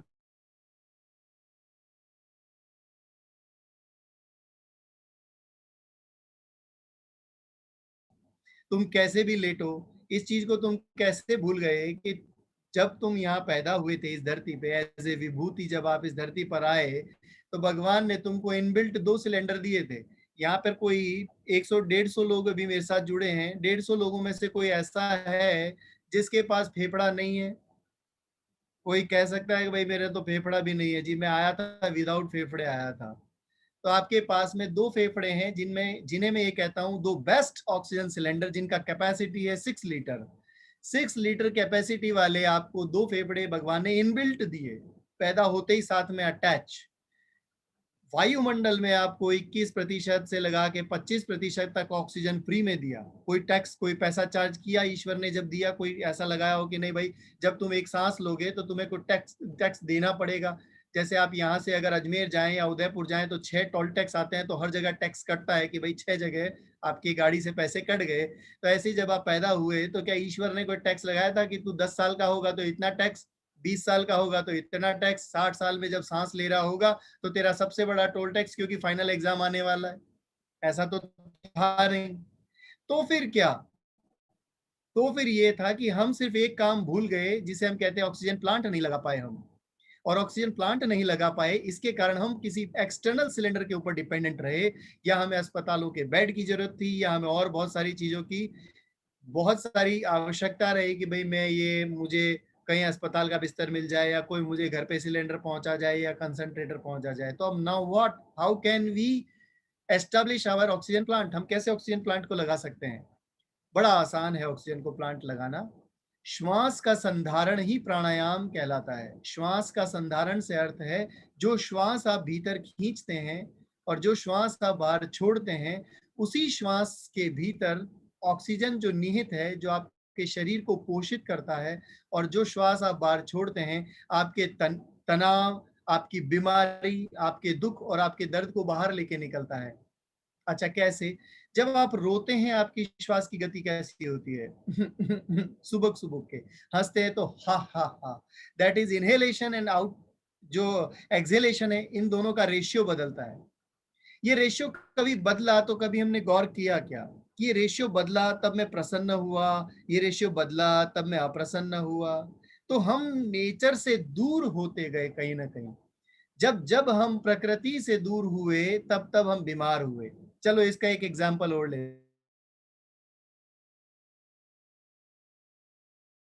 उगूंगा, हमारा क्या होगा? या इस सौरमंडल का क्या होगा? या कहीं किसी रोज ऐसा हो पृथ्वी कहे कि आज तो मैं घूमना बंद करती हूँ, मेरा चक्कर बंद करते हैं, मैं रोज पृथ्वी घूमना बंद कर दे तो हम सबका क्या होगा? ऐसे ही हम सभी मनुष्यों का भी एक टेंडेंसी है, एक नेचर है, एक प्रकृति है। उस प्रकृति को जाने बिना जब हम प्रकृति से दूर होते गए, हम अपने आप को बीमार करते गए। जब मैं कभी इस कोविड से पहले लोगों को बोलता था योग करो, प्राणायाम करो, फायदा होगा, तो वो कहता है डॉक्टर साहब टाइम नहीं है। तो मुझे लगता था कि अगर इनके पास टाइम नहीं है तो इनके पास किस चीज के लिए टाइम नहीं है? मेरे को टाइम चाहिए नहीं, मेरे को आपका कोई समय नहीं चाहिए, मेरे को आपका पैसा चाहिए नहीं, मेरे को आपका कोई पैसा भी नहीं चाहिए। मैं तो किसी को खाली इतना बता सकता हूँ, देख भाई तू जिस दिशा में जा रहा है वो दिशा गलत है। क्योंकि लास्टली जब तुम अपनी मृत्युशैया पर होते हो तब कहीं ना कहीं ये चीज आपको लगती है कि काश कि मैं ये सब कर लेता। तो फिर क्यों नहीं वो काश को हम वर्तमान में लेके आते? क्यों नहीं हम वो ऑक्सीजन प्लांट अपने लिए लगाते? क्यों नहीं हम उन ट्रेडिशनल चीजों पर जाते जिन ट्रेडिशनल चीजों से प्रिवेंशन और क्यूरेटिव फॉर्मेट में हमको फायदा हो सकता है? लेकिन एक बात याद रखिए, योग किसी प्रकार का उपचार नहीं है, योग जीवन जीने की शैली और पद्धति है। अगर आप कहो कि मेरे को 20 साल से डायबिटीज है और आज मैं बैठ के योग करूंगा और एक दिन में डायबिटीज ठीक कर लूंगा, तो आप मूर्ख हैं, नहीं होगा। आप 20 साल पहले अपने आप को टाइम मशीन में लेके जाएं, वहां से आप अपनी जीवन पद्धति को बदल लेते तो शायद एक पॉसिबिलिटी थी कि आपको आज आज के वक्त में ये सारी बीमारियां नहीं होती। तो इसमें क्रक्स ऑफ द स्टोरी क्या है? कहीं ना कहीं जीवन शैली को बदलने की जरूरत है। शायद इसीलिए इस तरह की महामारियां समय समय पर आती हैं, मनुष्य को चेताने के लिए कि तू जो कर रहा है वो गलत है, तू जो जी रहा है वो गलत है, इस तरीके को थोड़ा सा बदल। When you change your life. अच्छा, एक और चीज मैं आपके साथ शेयर करता हूँ। बहुत सारे लोगों ने यूट्यूब पे, फेसबुक पे बहुत ज्ञान पेला है, धो धो के पेला है कि आप उल्टे लेटो, सीधा लेटो, देखो मैं कोरोना से लड़ रहा हूँ, मैं मृत्यु को प्राप्त हो रहा हूँ, प्राप्त हो गया हूँ। मतलब आजकल ये ट्रेडिशन बन गया है कि लोग है ना, किसी की मैयत में भी जाते तो वहां से सेल्फी लेके पोस्ट करते हैं। ओ माय गॉड, आप किसी के मृत्यु पर ऐसा कैसे कर सकते हैं? मतलब किसी के मृत्यु पर या कहीं आप शमशान में, मतलब अनफॉर्चुनेटली ये परसों की बात है, जब मैं कहीं किसी के फ्यूनरल में गया तो वहां फ्यूनरल में कुछ लोग मोबाइल से वीडियो बना रहे थे फ्यूनरल का। ये मूर्खता की पराकाष्ठा नहीं है तो क्या है? मतलब आज का मनुष्य इतना अंधा हो चुका है कि उसको ये नहीं दिखाई दे रहा कि वो किसी जलती हुई लाश के साथ में अपना सेल्फी खींच रहा है और पोस्ट कर रहा है। तो ये सारे जो चीजें ट्रेडिशन में चेंज हो गई हैं का कहीं ना कहीं दारोमदार और जिम्मेदारी हम सब की है कि कम से कम आने वाली का इलाज साधन यानी दवाएं नहीं है। हर चीज के इलाज में साधना भी जरूरी है। और साधना किस चीज की है? साधना, वो धन जो तुम्हारा कोई चुरा ना सके। साधना का फुल फॉर्म क्या समझते हो? एक टांग पे खड़ा होकर कर्तव्य दिखाना योग नहीं है वो। एक टांग पे खड़े होकर कर्तव्य दिखा रहे हो। अगर मैं किसी से बात करूं योग का मतलब क्या, तो लोगों की कल्पना में ऐसा कोई बैठा होगा बाबा हिमालय के ऊपर वो योग है, तो ये अलाम दर्जे की बेवकूफी है। ऐसा कुछ भी नहीं है योग में। गृहस्थ से बड़ा कोई तप नहीं है। अगर आप गृहस्थ हैं, संन्यास में हैं, तप में हैं, you are enjoying your life. If you are a good businessman, you are a yogi. If you are a good doctor, you are a good surgeon, you are a good engineer, you are a good artist, it means you are a yogi. यहाँ आप किसी भी ऐसे व्यक्ति को देख सकते हैं जो अपने काम में परफेक्ट है, वो योग ही है, वो उसके जीवन जीने का शैली है। तो यहाँ मैं अपना एक एक्सपीरियंस शेयर करता हूँ। हर बार मैंने किया है जब जब भी वेबिनार हुए हैं। ये पिछले साल की बात है, मई के दिन ही रहे होंगे, जब ये कोविड हाइट पर था और ये लहर वो लहर ये सब चल रहा था। तो हमने एक ग्रुप बनाया, डेली मॉर्निंग साधना। ये ग्रुप इसलिए बनाया कि भाई मैं तो अपने घर में कर ही रहा था अपने घर वालों के साथ में। मुझे लगा कि बहुत सारे ऐसे लोग हैं जिनको आवश्यकता है समझने की और समझाने की कि योग मतलब थोड़ा सा अगर सुबह सुबह अपने आप को टाइम देंगे तो बचे रहेंगे। फॉर्चुनेटली हमारे साथ लगभग 60-65 लोग रोजाना अभी योग कर रहे हैं। 60 to 65 per day everybody is doing in daily morning sadhana. 6:15 से 7:30 का समय है उसका। एक साल बीतने को आया है, एक साल से ज्यादा का समय हो गया। उस ग्रुप में अभी तक ऐसा कोई मेंबर नहीं है जिसने भाग के आरटीपीसीआर कराया होगा, भाग के अपना सीटी स्कैन कराया होगा, भाग करके वो तरह तरह के अपने सारे जो भी तरह के प्रकरण है। मैं उन सबको गलत नहीं कह रहा हूँ, मेरी बात का गलत इंटरप्रिटेशन नहीं निकालें, क्योंकि जो बीमार है उसके लिए वो सारी चीजें अनिवार्य हैं। बीमारी में पहला शब्द होता है रोकथाम। अगर आप रोकथाम के लेवल पे काम नहीं कर पाए और आप बीमार हो चुके हैं, तो बीमारी के स्तर पर सारी जांचें जरूरी हैं, दवाएं जरूरी हैं। अब ऐसा नहीं हो सकता है कि अब आप वेंटिलेटर पे जाकर के अब आप कहो कि मैं अब सूर्य नमस्कार करूंगा, नॉट पॉसिबल। तो यहाँ पर इन सारी चीजों को समझना होगा।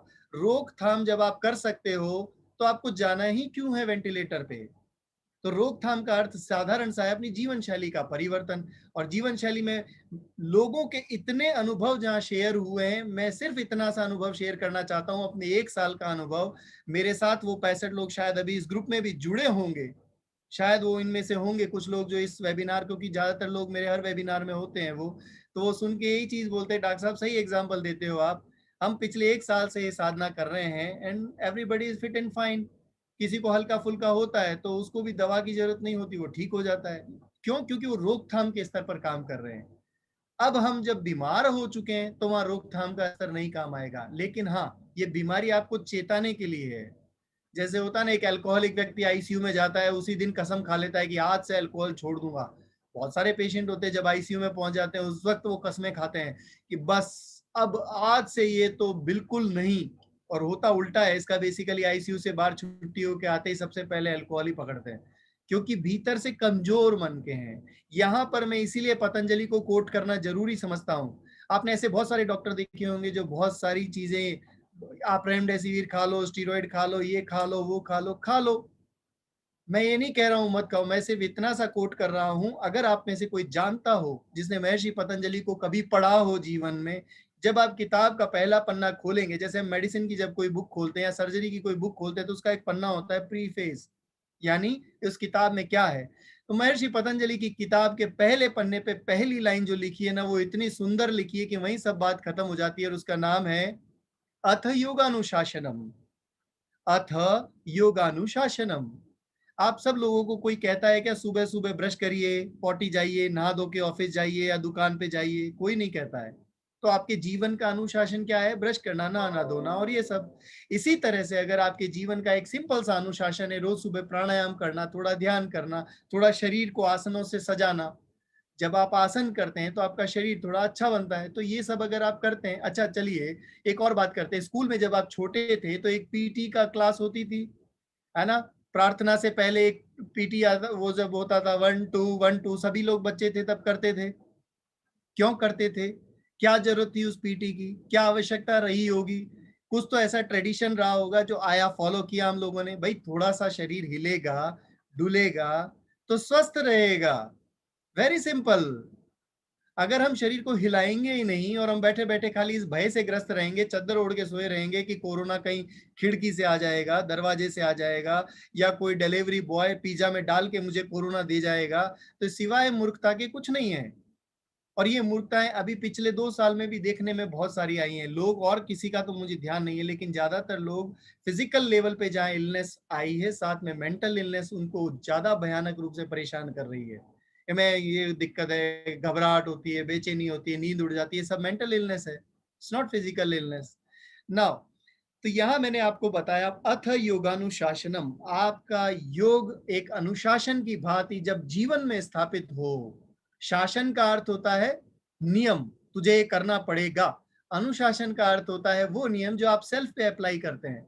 आज से मैं रोज करूंगा, आज से मैं रोज प्राणायाम करूंगा, आज से रोज मैं आसन करूंगा, आज से मैं अपनी जीवन शैली को सुधारूंगा, सुबह जल्दी उठूंगा, रात को जल्दी सोऊंगा, इस प्रकृति के नियमों का पालन करूंगा, जो नेचर के नियम है उसी हिसाब से जीऊंगा। It's very simple. If you are close to nature, nature will protect you. अच्छा, ऐसे ही महर्षि पतंजलि ने बहुत सुंदर क्लेश को वर्णित किया है। अब मैं यहाँ बताना चाहता हूँ क्लेश के बारे में। 5 क्लेश हैं। पहला है अविद्या। अविद्या क्या है? जैसे मनुष्य की इच्छा हुई अमर हो जाऊं, है ना? हर मनुष्य की इच्छा है। कौन है यहाँ पर जो ऐसा चाहता है कि अब बहुत हो गया, मैं जी लिया हूँ, धरती पे बोझ हूँ, धरती छोड़ना चाहता हूँ? आप में से 167 लोग मेरे साथ जुड़े हैं। कोई है ऐसा जो ये कहना चाहेगा नहीं नहीं डॉक्टर साहब आप गलत कह रहे हो, मेरा तो लाइफ कंप्लीट हो गया, now I want to leave my body? जब तक हम इस शरीर में है ना, शरीर नहीं छोड़ना चाहते।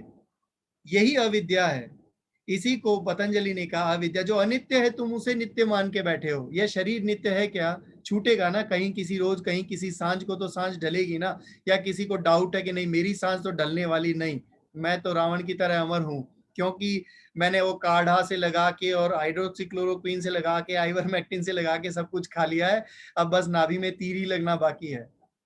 तो जीवन की सांझ ढलने वाली है, तो इस अनित्य को नित्य मानना अविद्या नहीं तो क्या है। उसके बाद में पतंजलि कहते हैं दूसरा, राग। जब आप इस अनित्य को नित्य जानते हैं तब आपको राग होने लगता है। जैसे हम सबको हमारे शरीर से राग है, हम पकड़े रखना चाहते हैं अपने इस जर्जर शरीर को, जो टूट चुका है, बीमार हो चुका है, घट चुका है, फिर भी हम छोड़ना नहीं चाहते। बुढ़ापे तक जाते जाते और मोह माया जकड़ती है, और ज्यादा अटैचमेंट होता है। मेरा शरीर है, मुझे अस्पताल, the best hospital in Jaipur, I want a bed over there. मेरे को कैसे भी सूरत हाल में करोड़ों रुपए खर्च हो जाए, लेकिन मैं बचा रहूं। यह अनित्य और अविद्या के साथ राग नहीं तो क्या है। और जहां राग है उसके पीछे ही पीछे द्वेष है। द्वेष इस चीज का है कि जो आप प्रयास कर रहे हो अनित्य को नित्य बनाने का, यू कांट, आप नहीं कर सकते हो कुछ इस बारे में। There is nothing about it. आप चाहे जितना प्रयास कर लें, मृत्यु है तो है ही। अगर ऐसा नहीं होता तो आपके सामने इतने सेलिब्रिटीज हैं जो एक एक करके इस कोविड काल में निकल लिए। उनके पास सारे बेस्ट फैसिलिटीज था, सारी बेस्ट हॉस्पिटल्स थे, बेस्ट डॉक्टर्स थे, despite that they have to leave their body. क्यों हुआ ऐसा? इसको जानेंगे तब तो हम मैंने इसीलिए कहा कोविड को साइड में रखिए। कोविड जैसी तो और बीमारियां आती और जाती रहेंगी, ये स्ट्रेन कभी बदलेगा, कभी दूसरा स्ट्रेन आएगा। लेकिन अगर आप खुद पे काम नहीं करेंगे तो ये कोई छोटे मोटे स्ट्रेन से ही निकल लिया जाएगा। तो तीसरा, राग के पीछे द्वेष, और द्वेष के साथ में जुड़ा हुआ होता है अस्मिता। मैं और मेरा, मैं और मेरा, मैं और मेरा। मैं ठीक रहूं, मेरा परिवार ठीक रहे, बस। लेकिन अगर आप सेवा के भाव में आते हैं तब आपको लगता है वसुधैव कुटुंबकम, ये सारा संसार मेरा परिवार है। जो कोई दूर भी बैठा है और वो भी अगर ठीक रहेगा तो मुझे ऐसा लगेगा मेरा पूरा परिवार ठीक है। जब आप इस भावना के साथ काम करेंगे, सेवा करेंगे, तो मेरी बात का यकीन जानिए, कोरोना जैसी कई महामारियां आएंगी और जाएंगी, लेकिन मनुष्यता फिर भी जिंदा रहेगी आपकी सेवा के माध्यम से। अब जैसे आईवीएफ ने एक सेशन कंडक्ट किया है आज, आईवीएफ का कहीं ना कहीं तो ये मोटो रहा होगा इस सेशन को कंडक्ट करने से पहले या इस वेबिनार को कंडक्ट करने से पहले, कि लोगों में कहीं ना कहीं इस बात की जागरूकता आए, कोविड से रिलेटेड भय भी निकले और इस बात की जागरूकता आए कि मैं और मेरा से बाहर निकल के इस संसार को गले लगाया जाए। एंड देन लास्टली आता है अभिनिवेश। अभिनिवेश का अर्थ होता है अज्ञात भय। अगर मुझे हो गया कोरोना तो क्या मुझे बिस्तर मिल पाएगा, क्या अस्पताल में मुझे जगह मिलेगी, क्या मेरे साथ ऐसा तो नहीं होगा जो ऐसी लाशों के साथ हो रहा है, कहीं मुझे ऐसी मृत्यु मिल गई तो। ये कहलाता है अभिनिवेश। अब बताओ क्या जरूरत पड़ी होगी एक कार्डियक सर्जन को। I am doing my surgeries regularly, मुझे कोई आवश्यकता नहीं है ये सारी बात करने की, लेकिन मुझे लगा Covid is the best period जब आपको कोई चीज ये चेताती है बार बार, समझाती है बार बार कि आप इन 5 क्लेश से मुक्त होइए।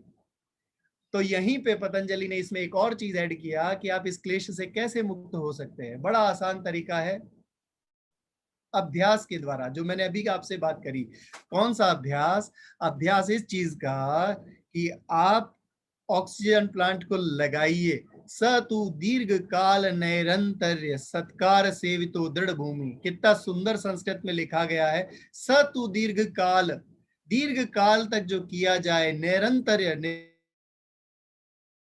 निरंतरता पूर्वक, सत्कार पूर्वक अगर अभ्यास किया जाए तो उसे ही हम योग मानते हैं। उसी के माध्यम से हम इन सारे संशयों और क्लेशों से मुक्त हो सकते हैं। Very simple. भाई संशय ही तो है कि कल मैं बचूंगा कि नहीं, किसी ने मेरे मुंह पे छींक दिया, मेरे को कोरोना हो गया, 15 दिन के लिए मैं अपने आप को आइसोलेट कर लूं क्या? अभी देखना आपसे लोग पूछेंगे यही सवाल। अभी जब कॉमन क्वेश्चंस आएंगे, ज्यादातर तो मैं यहाँ पे सेशन में खींच दूंगा, फिर भी कॉमनेस्ट आएंगे। मेरे को वैक्सीन खाना चाहिए क्या? अभी मेरा 15 दिन पहले कोविड पॉजिटिव था, अभी वैक्सीन का क्या करूं? अरे भाई, 2 ही उपाय है। पहला है सेल्फ, यानी स्व के ऊपर कार्य करिए। दूसरा है वैक्सीन। बाकी का जो है उस पर आप कुछ नहीं कर सकते हो, बस नहीं है किसी का भी। अच्छा, मैं कैसे मरूंगा? सबसे लास्ट में क्वेश्चन यही आएगा, कैसे मेरी मृत्यु होगी? तो इसका आंसर मैं पहले दे देता हूं। अपने जीवन को गौर से देख लो, जैसा जीवन जिया है ना, एग्जैक्टली आपकी वैसे ही मृत्यु होने वाली है। अच्छा, दिन का ऑपोजिट क्या होता है? रात। अमीर का ऑपोजिट क्या होता है? गरीब। मोटे का ऑपोजिट क्या होता है? पतला। ऑपोजिट वैल्यूज हमेशा एक दूसरे की कॉम्प्लीमेंट होती है। तो जीवन का ऑपोजिट क्या है? मृत्यु। और मृत्यु का ऑपोजिट क्या है? जीवन। Whatever you are living your life is exactly the way you are choosing your death. इसके अलावा और क्या कोरोना बच गया बताओ मेरे को? सारा कोरोना मेरे को लगता है इस वार्तालाप में कहीं ना कहीं मैं खींच चुका हूं। अब अपन बात करते थोड़ा सा, क्योंकि most of the time discussion होगा मेरा सीटी स्कोर इतना है तो मैं क्या करूं। कुछ मत करिए, अपनी सारी रिपोर्ट्स को फोल्ड करिए और उसको सिराने रख के चैन की नींद सोइए। सबसे पहले कुछ चीजें जो आपको देखनी है वो है आपका सैचुरेशन। अगर आप अपना सैचुरेशन और टेम्परेचर ठीक से मेजर कर सकते हैं तो आपको ना तो आरटीपीसीआर की जरूरत पड़ सकती है, ना आपको सीटी स्कैन की जरूरत पड़ सकती है, ना आपको बहुत सारे एक्स्ट्रा चीजों की जरूरत पड़ने वाली है। अभी देखो, अभी लास्ट परसों की राजस्थान पत्रिका में एक खबर छपी, पढ़ के मैं चौंक गया। लोगों ने आरटीपीसीआर कराना बंद कर दिया, अब सीधा सीटी स्कैन करवा रहे हैं। कितना कमाल है ना मनुष्य। मतलब उनको, अब जैसे मैंने भी कई पिछले सेशन में बोला होगा कि आरटीपीसीआर कराने से क्या होता है। आरटीपीसीआर तो नेगेटिव पॉजिटिव कुछ भी हो सकता है। आपका प्लान ऑफ मैनेजमेंट चेंज होगा क्या? नहीं भाई। जो आप दवा खा रहे हो उस दवा में कोई कमी या ज्यादा आ जाएगी क्या? नहीं। भले आपका पीसीआर पॉजिटिव है तो भी वो दवा खानी है, पीसीआर नेगेटिव है तो भी वो दवा खानी है। तो इसका मतलब क्या हुआ कि आरटीपीसीआर का कोई ज्यादा इंपॉर्टेंस अब बचा नहीं। तो लोगों को लगा आरटीपीसीआर का तो कोई मीनिंग नहीं है, भाग के सीटी स्कैन ही करा लेते हैं, क्योंकि पीसीआर में तो पता नहीं पड़ रहा। नेगेटिव है तो दिमाग में संशय कि सिम्टम तो सारे पॉजिटिव वाले, फिर रिपोर्ट नेगेटिव क्यों आई? और रिपोर्ट पॉजिटिव तो उससे बड़ा संशय कि अब तो पक्का मैं मरने वाला हूं, बाकियों का मुझे पता नहीं, मेरी मृत्यु तय है। क्या बकवास है। अच्छा, आप भाग के सीटी स्कैन करा लिए, मान लो आपने करा लिया, चलो एक पल के लिए मान लेते हैं आपका सीटी स्कोर 5, 7, 10, 12, 18, 15, 20, 22 कुछ भी आया, क्या कर लेंगे आप? आपके बस में क्या है सिवाय चिंता करने के? तो इससे बेटर है कि अपनी चिंताएं सौंपो ना।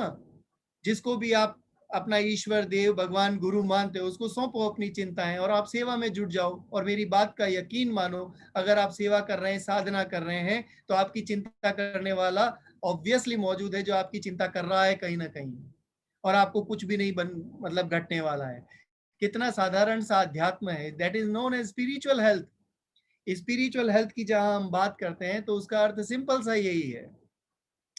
Now the most important part, सीटी स्कोर के बारे में। अगर आपका सैचुरेशन 95 अबोव है, आपका सीटी स्कोर 5 के राउंड में है। अगर आपका सैचुरेशन 95 और 90 के बीच के वेरी कर रहा है तो आपका सीटी स्कोर 5 से ज्यादा और 12-13 से कम है। आपका अगर सैचुरेशन 90 से नीचे है तो इसका मतलब आपका सीटी स्कोर अब 11-12 से बढ़ चुका है। बट स्टिल, क्या ये ग्रेविटी है? क्या ये प्रॉब्लमेटिक है? क्या मुझे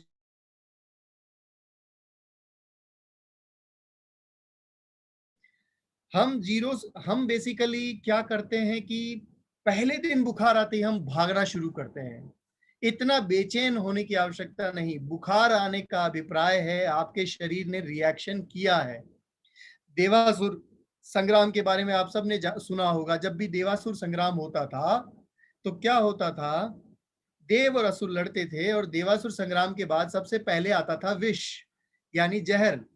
फिर उसके बाद समुद्र मंथन से निकलता था अमृत। तो यहां भी कुछ ऐसा ही देवासुर संग्राम है। जब भी कोई पैथोजन का अर्थ हो सकता है वायरस, बैक्टीरिया, फंगस, कुछ भी, क्योंकि अब ब्लैक फंगस, व्हाइट फंगस भी आ गया तो उनको भी इसी में इंक्लूड करते हैं। जब भी कोई पैथोजन आपके शरीर पे आता है तो आपका शरीर, यानी आपके शरीर की रोग प्रतिरोधक क्षमता उसके खिलाफ लड़ती है। तो आपकी रोग प्रतिरोधक क्षमता क्या हुई? देव। और असुर क्या हुए? वो pathogen, bacteria, virus, fungus, whatever. अब जब देवासुर संग्राम हुआ तो निकलता क्या है? विष। विष का नाम क्या है? इंटरल्यूकिन 1, 2, इंटरल्यूकिन 6 और TNF अल्फा। इसका अर्थ है बुखार। तो जब पहले देवासुर संग्राम होगा, अब आप बुखार आने तो दो। नहीं, मैं तो बुखार आते ही पहले स्टीरॉइड खा लूंगा। ये इम्प्रैक्टिकल चीजों के कारण ये सब घटा है। स्टीरॉइड कॉन्ट्रा इंडिकेटेड नहीं है। इनफैक्ट स्टीरॉइड जीवन रक्षक है, लेकिन स्टीरॉइड लेना कब है वो हमें नहीं पता। इसीलिए मैं कह रहा हूं, हर बंदर के हाथ उस तरह है। जहां हम ज्ञान के अभाव में दवाओं का जुडिशियस यूज नहीं कर रहे हैं, उसके कारण कहीं ना कहीं हम बीमार पड़ रहे हैं वनस्पत ठीक होने के। तो क्या करना है? तो हमें पहले बुखार आने तो दो, पहले अपनी इस बीमारी को समझने तो दो, शरीर को टाइम तो दो कि भाई तू थोड़ा रिएक्ट तो कर ले। पहले विष आएगा तब तो अमृत आएगा। विष को आने पे हम तो वहीं पे खत्म कर देना चाहते हैं। मुश्किल है। अब जब विष आ गया, यानी 3-4 दिन बुखार आ गया, तब आपके पास में आता है अमृत, जिसे मैं कहता हूं इम्यूनिटी। आप अगर 5-6 दिन फीवर के बाद ठीक हो गए, आपके जैसे ज्यादातर पेशेंट्स को क्या हो रहा है, loss of taste, loss of smell and fever, ये 3-4 दिन रह के अगर उतर गया, तो अब इसका मतलब सीधा सा ये है, नाउ यू आर इम्यून, अब आप रोग प्रतिरोधी हो चुके हैं। अब आपके शरीर में कम से कम कोविड का तो असर नहीं आएगा, बाकी बीमारियों का पता नहीं। ज्यादातर बीमारियों में यही होता है, ठीक है। तो यहां पर इंपॉर्टेंट चीज मैंने आपको बता दिया कि पहले हल्का बुखार आए। अच्छा, अब मोस्ट इंपॉर्टेंट थिंग, बुखार किसको कहते हैं? ज्यादातर पेशेंट मेरे को भेजते हैं, डॉक्टर साहब बुखार आ गया, 99 फीवर है। 99 फीवर नहीं होता है, बुखार है 100.3 के अबोव टेम्परेचर है तो फीवर है, अदरवाइज हल्के बुखार को बुखार नहीं मानते, शरीर गर्म मानते हैं। और शरीर गर्म में अगर आप दवाओं को एक्सेस लेंगे तो कुछ बनेगा नहीं। उसका सबसे अच्छा उपाय होता है, बचपन में याद करिए, जब आपको कभी बुखार आता था तो आपकी माँ क्या करती थी, गीला कपड़ा सिर पर रखती थी, या गीले कपड़े से आपके शरीर को पोंछा जाता था, जिसे कहते हैं cold sponging. Cold sponging is the best way to reduce your temperature rather excess of medicine. पहला स्टेप, अगर आप कोल्ड स्पॉन्जिंग के बाद अपने फीवर को सबसाइड कर लेते हैं, सबसे अच्छा। फिर भी नहीं हो पा रहा है, तब जाके आप पैरासीटामोल यानी दवाइयों पर जाएं, अच्छे फिजिशियन से कंसल्ट करें जिस पर आपको यकीन हो। यहाँ एक बात ऐड करना चाहूंगा,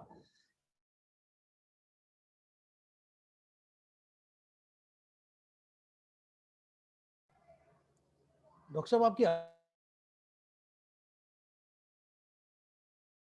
ने देखा होगा, उसी ने तो देख करके लिखा होगा कि ये दवा ठीक है। तो इस तरह की बात करने का कोई औचित्य नहीं है। अपने, अगर आप किसी गुरु के पास जाएं और बोले कि गुरु जी आप सही ज्ञान दे रहे हो क्या, तो आप मूर्ख हो, गए क्यों? या आप किसी टीचर से कुछ पढ़ने जाओ और बोलो कि नहीं डॉक्टर साहब नहीं, मेरे को आपके ना सब्जेक्ट पे भरोसा नहीं है, तो आप गलत गए। ऐसे ही जब आप चिकित्सक के पास जाएं, सरेंडर योरसेल्फ, अपने चिकित्सक को सरेंडर करिए। वो आपकी जान का दुश्मन नहीं है, वो आपको बचाने के लिए जो दवा दे रहा है, he is giving all the medicine best of his knowledge. वो अपने उचित ज्ञान के आधार पर आपको ठीक करने का पूर्ण प्रयास करता है। लेकिन फिर भी एक छोटी सी चीज इतनी सी है कि आप जहां तक हो सके टॉलरेंस के लेवल पर अपने आप को पहले प्रकृति के नजदीक पाइए और अपने आप को चेक करिए। फिर भी आपको लगता है कि इट इज इनटॉलरेंट, और ये इनटॉलरेंट होने का कारण सिर्फ इतना सा है कि हमने एक चश्मा लगाया है, उस चश्मे के ऊपर एक रंग चढ़ा है जिसका नाम है कोरोना, और हमें ये भय है ये मैं कहीं मृत्यु को तो प्राप्त नहीं होने वाला हूं। जबकि 90 से 95% लोग बिना किसी चीज के ठीक हो रहे हैं अपने आप। तो इसमें भय से ज्यादा इंपॉर्टेंट है जागरूकता। जागरूकता अगर है तो आप अपने आप को ठीक कर पाएंगे, अपने परिवार को ठीक कर पाएंगे, अस्मिता से बाहर आएंगे और फिर इस दुनिया को ठीक कर पाएंगे।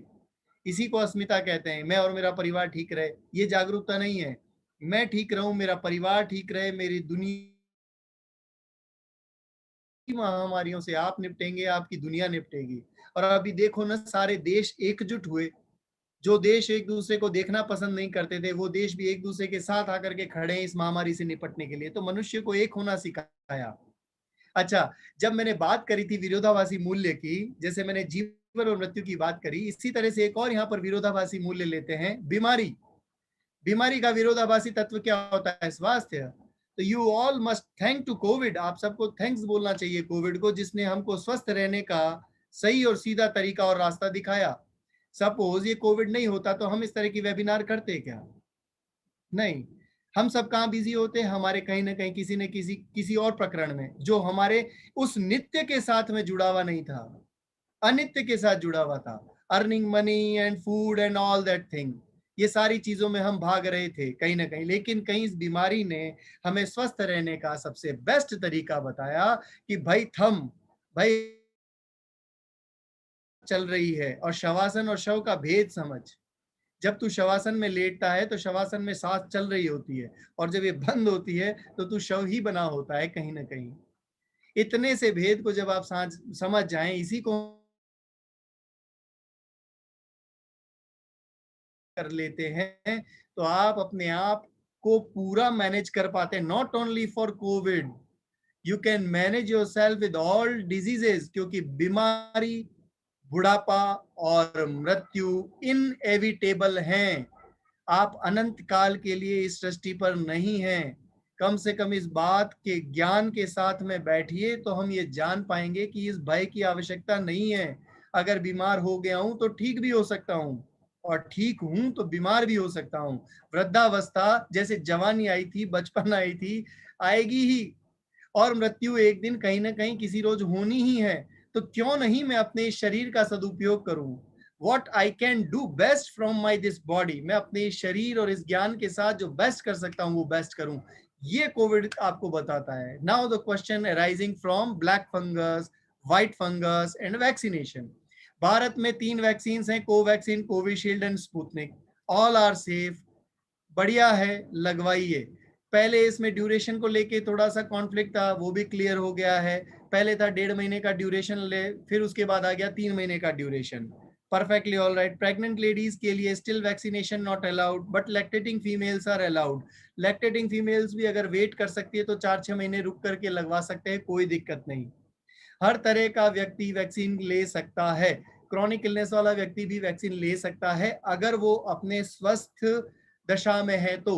स्वस्थ दशा से क्या मतलब है? स्वस्थ दशा से मतलब है सुबह वो टाइम पर उठ रहा हो, रात को टाइम पर सो रहा हो, 2 टाइम बराबर खाना खा रहा हो और कोई तरह की बीमारी वर्तमान में नहीं हो, तो आप वैक्सीन लगवा सकते हैं। भले ही आपको टीबी था, कैंसर था, कार्डियक प्रॉब्लम है, बाईपास सर्जरी हो चुकी है, क्योंकि अभी लोग पूछेंगे डॉक्टर साहब मेरी बाईपास सर्जरी हो गई है तो मैं वैक्सीन लगवा लूं क्या? बिल्कुल लगवाइए अगर आप वर्तमान में स्वस्थ हैं तो।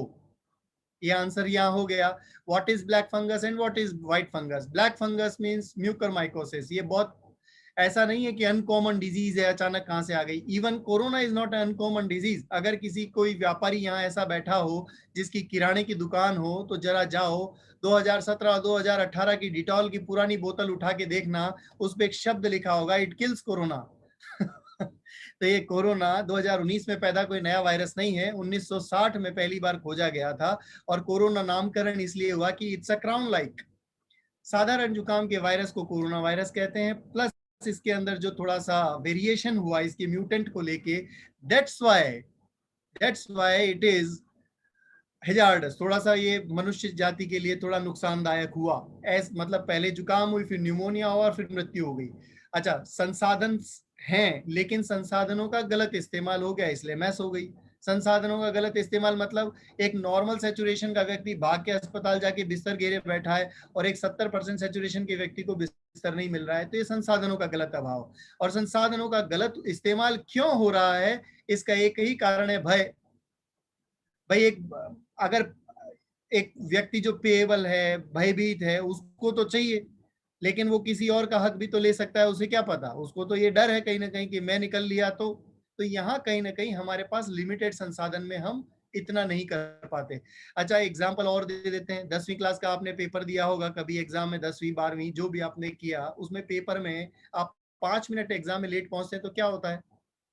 सब ऊट पटांग हो जाता है। कैसे? पहले क्वेश्चन का आंसर सेकंड में, सेकंड का आंसर पहले में, और लास्टली जब पेपर पूरा होता है तो ये ध्यान नहीं होता कौन सा आंसर कहाँ लिख दिया। एग्जैक्टली यही हो रहा है, होच पोच। जो चीज शांत मन से डील की जा सकती है, उस शांत मन से डील करे जाने वाली चीज को जहां बुद्धि से लड़ा जा सकता है, उसको हम संसाधनों से लड़ने में लगे हुए हैं। तो संसाधनों का गलत है और ट्रीटेबल है। जहां तक ये ट्रीटेबल होता है, ऑपरेबल होता है। ब्लैक फंगस का फैटिलिटी कोविड से ज्यादा है और अभी से एपिडेमिक घोषित कर दिया गया है। क्यों हुआ है ब्लैक फंगस? क्योंकि इम्यूनो कॉम्प्रोमाइज्ड लोगों में ज्यादा होता है। आपने किसी मुर्दे को देखा है क्या? जब मुर्दे को गौर से देखो तो उसपे क्या होता है? चींटियां चढ़ जाती हैं। ज्यादा लंबे समय तक अगर कोई डेड बॉडी रह जाए तो उसपे क्या होता है? धीरे धीरे चींटियां चढ़ेंगी और बहुत सारी चीजें उस पर लग जाती हैं, लेकिन उनका इम्यूनो कॉम्प्रोमाइज्ड हो चुके हैं। उनमें सबसे पहले ब्लैक फंगस की पॉसिबिलिटी बढ़ी, अब व्हाइट फंगस की भी बढ़ी। पहले भी fungal infection was very common. सारे इन्फेक्शन उन्हीं व्यक्तियों में कॉमन है जिनका प्राण तंत्र या इम्यून सिस्टम थोड़ा सा ढीला है। और क्यों ढीला है? क्योंकि वो जीवन में किस चीज के लिए भागे? खुद के लिए भागने की जगह पैसा, नाम, शौहरत, पद, धन, माया। भागना बुरा नहीं है। मैं फिर आपको समझा दूं, मेरी बात को गलत इंटरप्रिटेट नहीं करिए। अगर मैं कहूं आम जिंदगी, इसका अर्थ है खुशी के लिए भागना, मैं पैसे के लिए भाग रहा हूं। और मेंटो जिंदगी, मैं खुश हूं इसलिए भाग रहा हूं। फर्क है ना। देखो, पहले तो आप प्रसन्नता को जब पकड़ लेंगे तो आपके भागने पर कोई पाबंदी नहीं है, आप भागिए जितना भाग सकते हैं, क्योंकि inner peace is directly related to your outer dynamism. जितना भीतर से आप शांत हैं उतना ही आप दुनिया में सेवा और सारे कर्म कर पाएंगे। अगर आप भीतर से अशांत हैं तो बाहर से भले ही कितने चुप बैठे हों, वो आप किसी काम के नहीं है। तो आपके भीतर की शांति और प्रसन्नता आपके भागने का कारण भी हो सकता है। तो भागना बुरा नहीं है, लेकिन भागते भागते ये भूल जाएं कि मेरा शरीर मेरा जरूरी है। मेरा ये जो बॉडी है, इट इज नॉट डस्टबिन। इस शरीर को मुझे ठीक और स्वस्थ रखूंगा तो मैं खुद के लिए, परिवार के लिए, समाज के लिए काम आ पाऊंगा। कितना साधारण सा काम है, ठीक है ना। अच्छा, जितना कंटेजियस वायरस है, वायरस कंटेजियस है, सबको पता है। वायरस संक्रामक है, सब जानते हैं। ऐसे ही एक और संक्रामक चीज है आपके पास, भयानक संक्रामक। इतनी भयानक संक्रामक है वो कि वो वायरस से भी खतरनाक है, और उसका नाम है आपकी मुस्कान। Your smile is more infectious than a virus. Why don't you spread smiles? आप क्यों नहीं मुस्कान को संक्रामक बनाते? आपके पास कोई बैठ के मुस्कुराने लगे। ऐसा क्यों होता है कि आपके पास बैठ के अगला घबराए कि इससे मैं कोरोना लेके जाऊंगा क्या? ऐसा क्यों नहीं होता कि आपके पास कोई बैठे और वो मुस्कुराने लगे? यही है जीवन जीने की कला, आर्ट ऑफ लिविंग। तो यहाँ मैं 3 चीजों के लिए आपको विशेष आग्रह करता हूँ, प्राणायाम, ध्यान और सुदर्शन क्रिया। Even you can find me on Google में मेरा आप ढूंढ सकते हैं। सुदर्शन क्रिया पे एक पेपर पब्लिश हुआ था, cardiovascular parameters affected by Sudarshan क्रिया। जिन लोगों ने सुदर्शन क्रिया और ध्यान को रेगुलर किया, वो लोग कार्डियक हेल्थ वाले ठीक रहे, उनकी कार्डियक हेल्थ ठीक थी। तो एक रिसर्च पेपर हार्ट इंडिया में पब्लिश हुआ था 2016 या 17 में, मुझे अच्छे से याद नहीं, बट गूगल पे आप फाइंड आउट करेंगे सुदर्शन क्रिया and cardiovascular parameter with doctor Mohit Sharma, you will find everything with this paper. Research article है। अगर टेक्निकल लोग हैं तो समझ में आएगा, नहीं है तो इतना समझ लीजिए, सुदर्शन क्रिया, प्राणायाम और ध्यान, ये बड़े महत्वपूर्ण चीजें हैं जो आपके जीवन में समग्र स्वास्थ्य को लेके आते हैं, और कोरोना जैसी छोटी बीमारियां कहीं आगे पीछे नहीं हटती। अच्छा, अब इसमें 2-3 बातें हैं कि अच्छा डॉक्टर साहब, हम आपको संपर्क कैसे कर सकते हैं, या हम आपका ऑनलाइन मेडिटेशन कोर्स कब कर सकते हैं? तो उसके लिए आप कुछ नंबर लिख सकते हैं जिनसे आप कांटेक्ट करके मेरे पास मिल सकते हैं। वैसे तो Kalani ji is the best medium, Kalani ji ने मुझे यहाँ पर आमंत्रित किया है, तो कालानी जी के पास मेरा सारा डिटेल है। और इसके अलावा गूगल पे आप डाल सकते हैं doctor Mohit Sharma cardiac surgeon Jaipur, you will find everything. And there is a website drmohitsharma.com। मेरा यूट्यूब चैनल है, उस पर मैंने अभी, वैसे यूट्यूब चैनल था नहीं, पर अब मुझे लगा कोविड में लोगों को ज्ञान पेलने की जगह इतना बता दो कि भाई भागम भाग बंद करें, पॉजिटिव रहें। ज्ञान पेलने के लिए बहुत सारे चिकित्सक हैं जो बहुत तरह तरह से ज्ञान डालेंगे, स्टीरॉइड से बच लीजिए, ये ले लीजिए, वो ले लीजिए। मैं कहता हूँ जो हवा है उसको ढंग से ले लीजिए। अगर मेरी बात आप मानते हैं तो इतना ही मान लीजिए, जो हवा है वायुमंडल में उसको ढंग से ले लीजिए तो बच जाएंगे। तो ऐसे एक चैनल है यूट्यूब पे, और उस पर आप संपर्क कर सकते हैं। और 2 नंबर हैं, mister Rohit Sharma, he is my younger brother and he is regularly, मतलब जो मेरे आर्ट ऑफ लिविंग के कोर्सेज होते हैं वो उसको रेगुलर देखते हैं। तो उनका नंबर है 9929791495। मैं शायद चैट बॉक्स में डाल दूं तो ज़्यादा ठीक रहेगा। Mister Rohit Sharma and Mrs Divya Sharma. तो मिस्टर रोहित शर्मा का नंबर है 9929791495। ये है mister Rohit Sharma. He is basically engineer just like me. I am a doctor professionally, तो he is professionally engineer, but वो भी आर्ट ऑफ लिविंग में जुड़े हुए हैं। He is regularly doing seva. And the next number is 9886117997, Mrs. Divya Sharma. She is my elder sister and she both are voluntary trainers. तो वो भी योग वगैरह सब सिखाते हैं। फॉर्चुनेटली हम 3 भाई बहन हैं और तीनों योग सिखाते हैं, साथ में अपना अपना प्रोफेशन करते हैं। मतलब ऐसा नहीं है कि अगर आपको लग रहा होगा कि डॉक्टर साहब ने अब क्या ये बिजनेस बदल लिया है, no no no, it's not my business.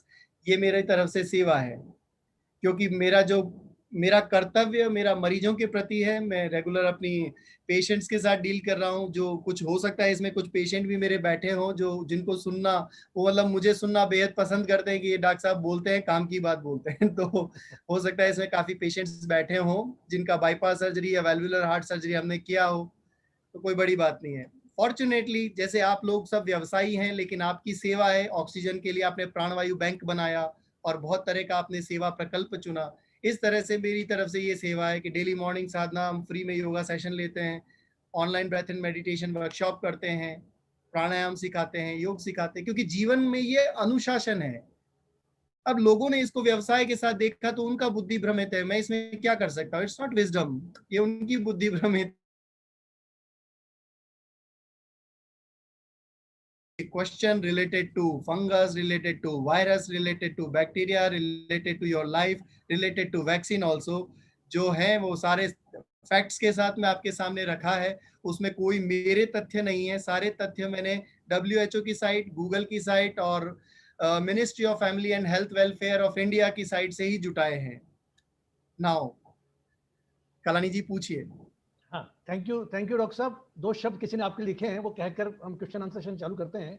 Yogi doctor मोहित, अद्भुत ज्ञान, अध्यात्म, भारतीय संस्कृति और आधुनिक चिकित्सा विज्ञान का शानदार मेल, अति श्रेष्ठ प्रभावशाली वक्ता डॉक्टर मोहित को हृदय से साधुवाद, धन्यवाद हमें भयमुक्त करने के लिए। ये इसी चैट बॉक्स में डॉक्टर संजय माहेश्वरी जी लिखे हैं, जो श्री माहेश्वरी समाज जयपुर के भूतपूर्व सचिव रहे हैं, महासचिव। तो मैंने ये सोचा कि सबको ये जरूर पढ़ के सुनाऊं। और अब मैं आमंत्रित कर रहा हूं पुनीत कालानी को कि वो क्वेश्चन आंसर सेशन ले। पुनीत कालानी मेरा भतीजा है, पुनीत कालानी। जय गुरुदेव डॉक्टर साहब। जय गुरुदेव। बहुत ही एनलाइटमेंट सेशन था और बहुत मजा आया। ये 3rd टाइम मैंने आपका सेशन अटेंड करा है and every time I attend, मतलब पर्सनली और ज्यादा कॉन्फिडेंस बढ़ता है। और जैसा आपने गाइडलाइंस दी हैं उसको हम लोग फॉलो भी कर रहे हैं, especially among the youngsters. I'm trying to push this session as much as I can. पहला क्वेश्चन, वैसे मेजॉरिटी जो क्वेश्चंस मेरे पास आए उसमें काफी आपने कवर कर लिया ड्यूरिंग द सेशन। पहला क्वेश्चन ये है कि इम्यूनो सप्रेसिव पेशेंट के लिए क्या करना चाहिए और कुछ स्पेशल प्रिकॉशन उनको लेने चाहिए, तो उसके ऊपर आप थोड़ा लाइट देवें। Thank you. Immuno compromise patients को ये वक्त थोड़ा सा भारी है, उनके लिए प्रिकॉशन नीडेड है।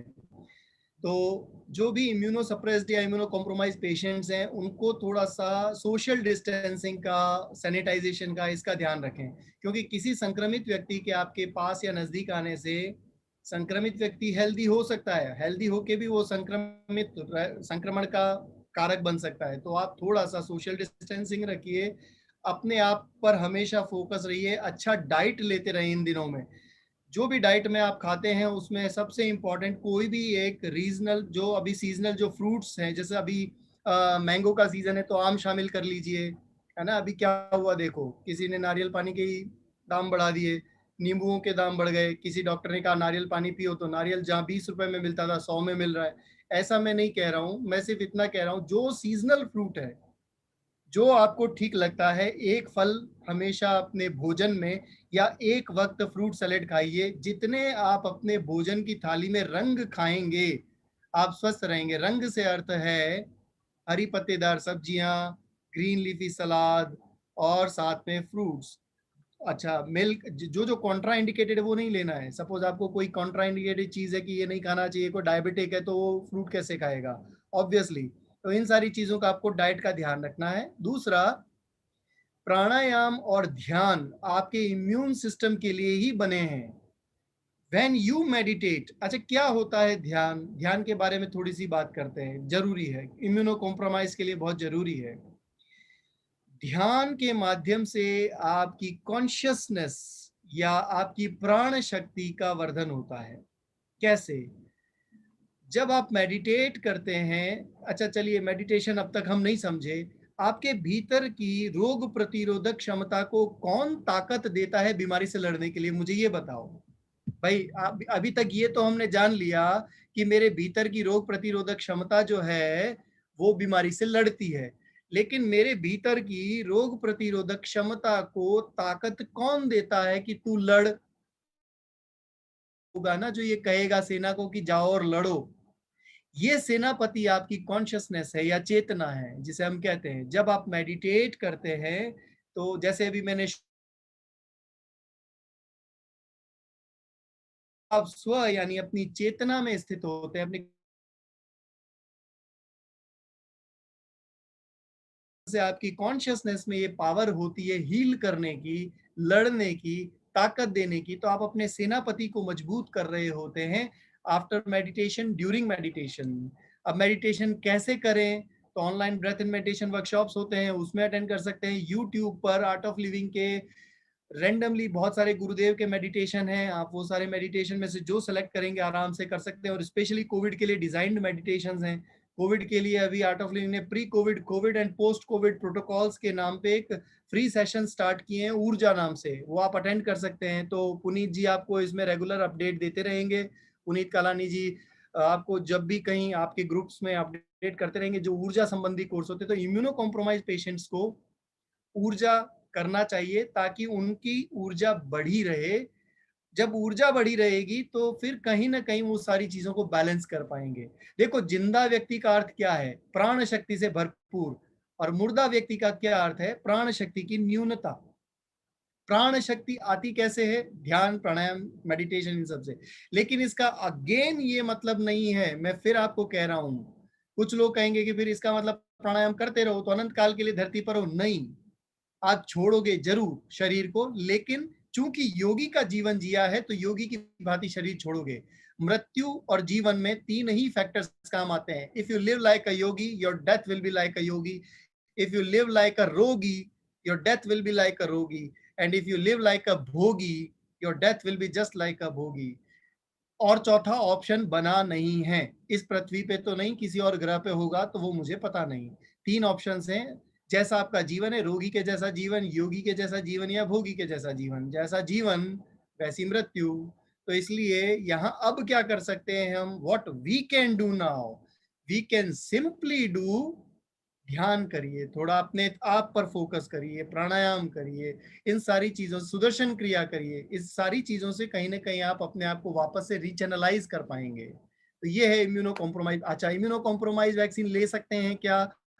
ले सकते हैं, अगर वो अपने नॉर्मल हेल्दी स्टेट में है तो। क्योंकि इम्यूनो कॉम्प्रोमाइज का हेल्दी स्टेट एक अलग डेफिनेशन में आता है।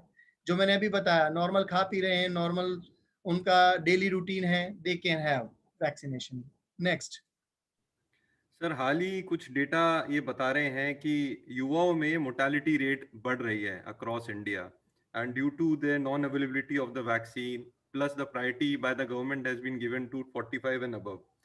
तो ये शायद युवाओं में थोड़ी केयरलेसनेस है या क्या है, इसके प्रति थोड़ी आप प्रकाश डालें, और उनको किस तरीके से पॉजिटिव होने के बाद उनको क्या चीजें अपने प्रति जागरूक करनी है कि उनको कहाँ डायरेक्शन में जाना है।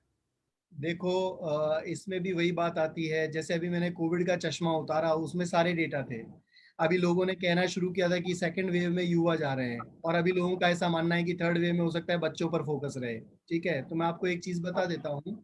जिस देश में 125 बच्चे एनसेफेलाइटिस से चले जाते हैं, बिहार जैसे जगहों में, या और कहीं जहाँ पर भी सुविधाओं का अभाव है, मैं कोई पर्टिकुलर नहीं कह रहा हूँ, तो ऐसी 125 child died because of few disease.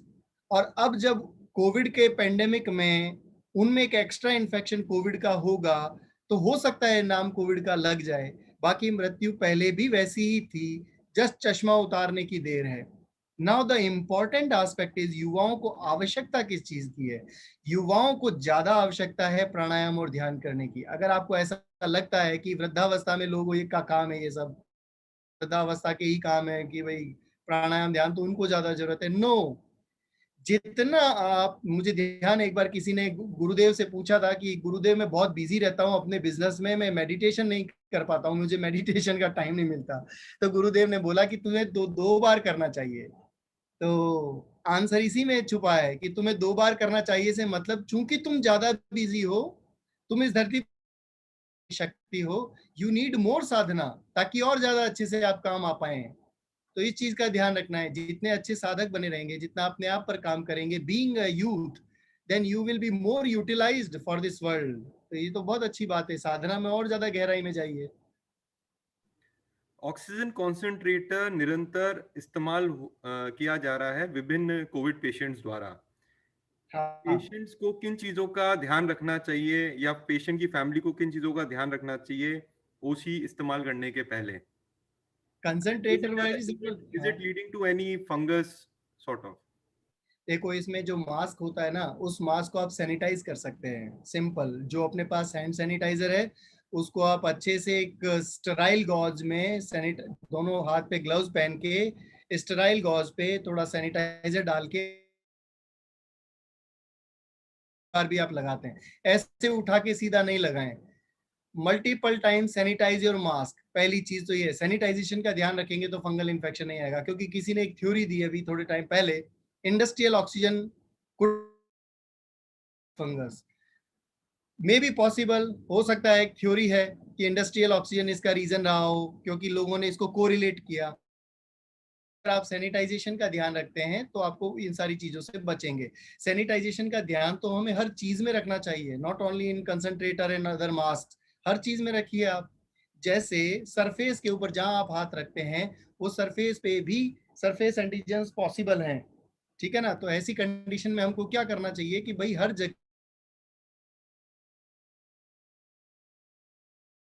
बस दिन भर हाथ ही हाथ धो रहे हो, ऐसे हाथों में छाले पड़ जाएंगे। थोड़ा सा कॉशियसली, विवेक के साथ में थोड़ा स्वच्छता का ध्यान रखेंगे तो आपको नहीं होगा। और अगर जो लोग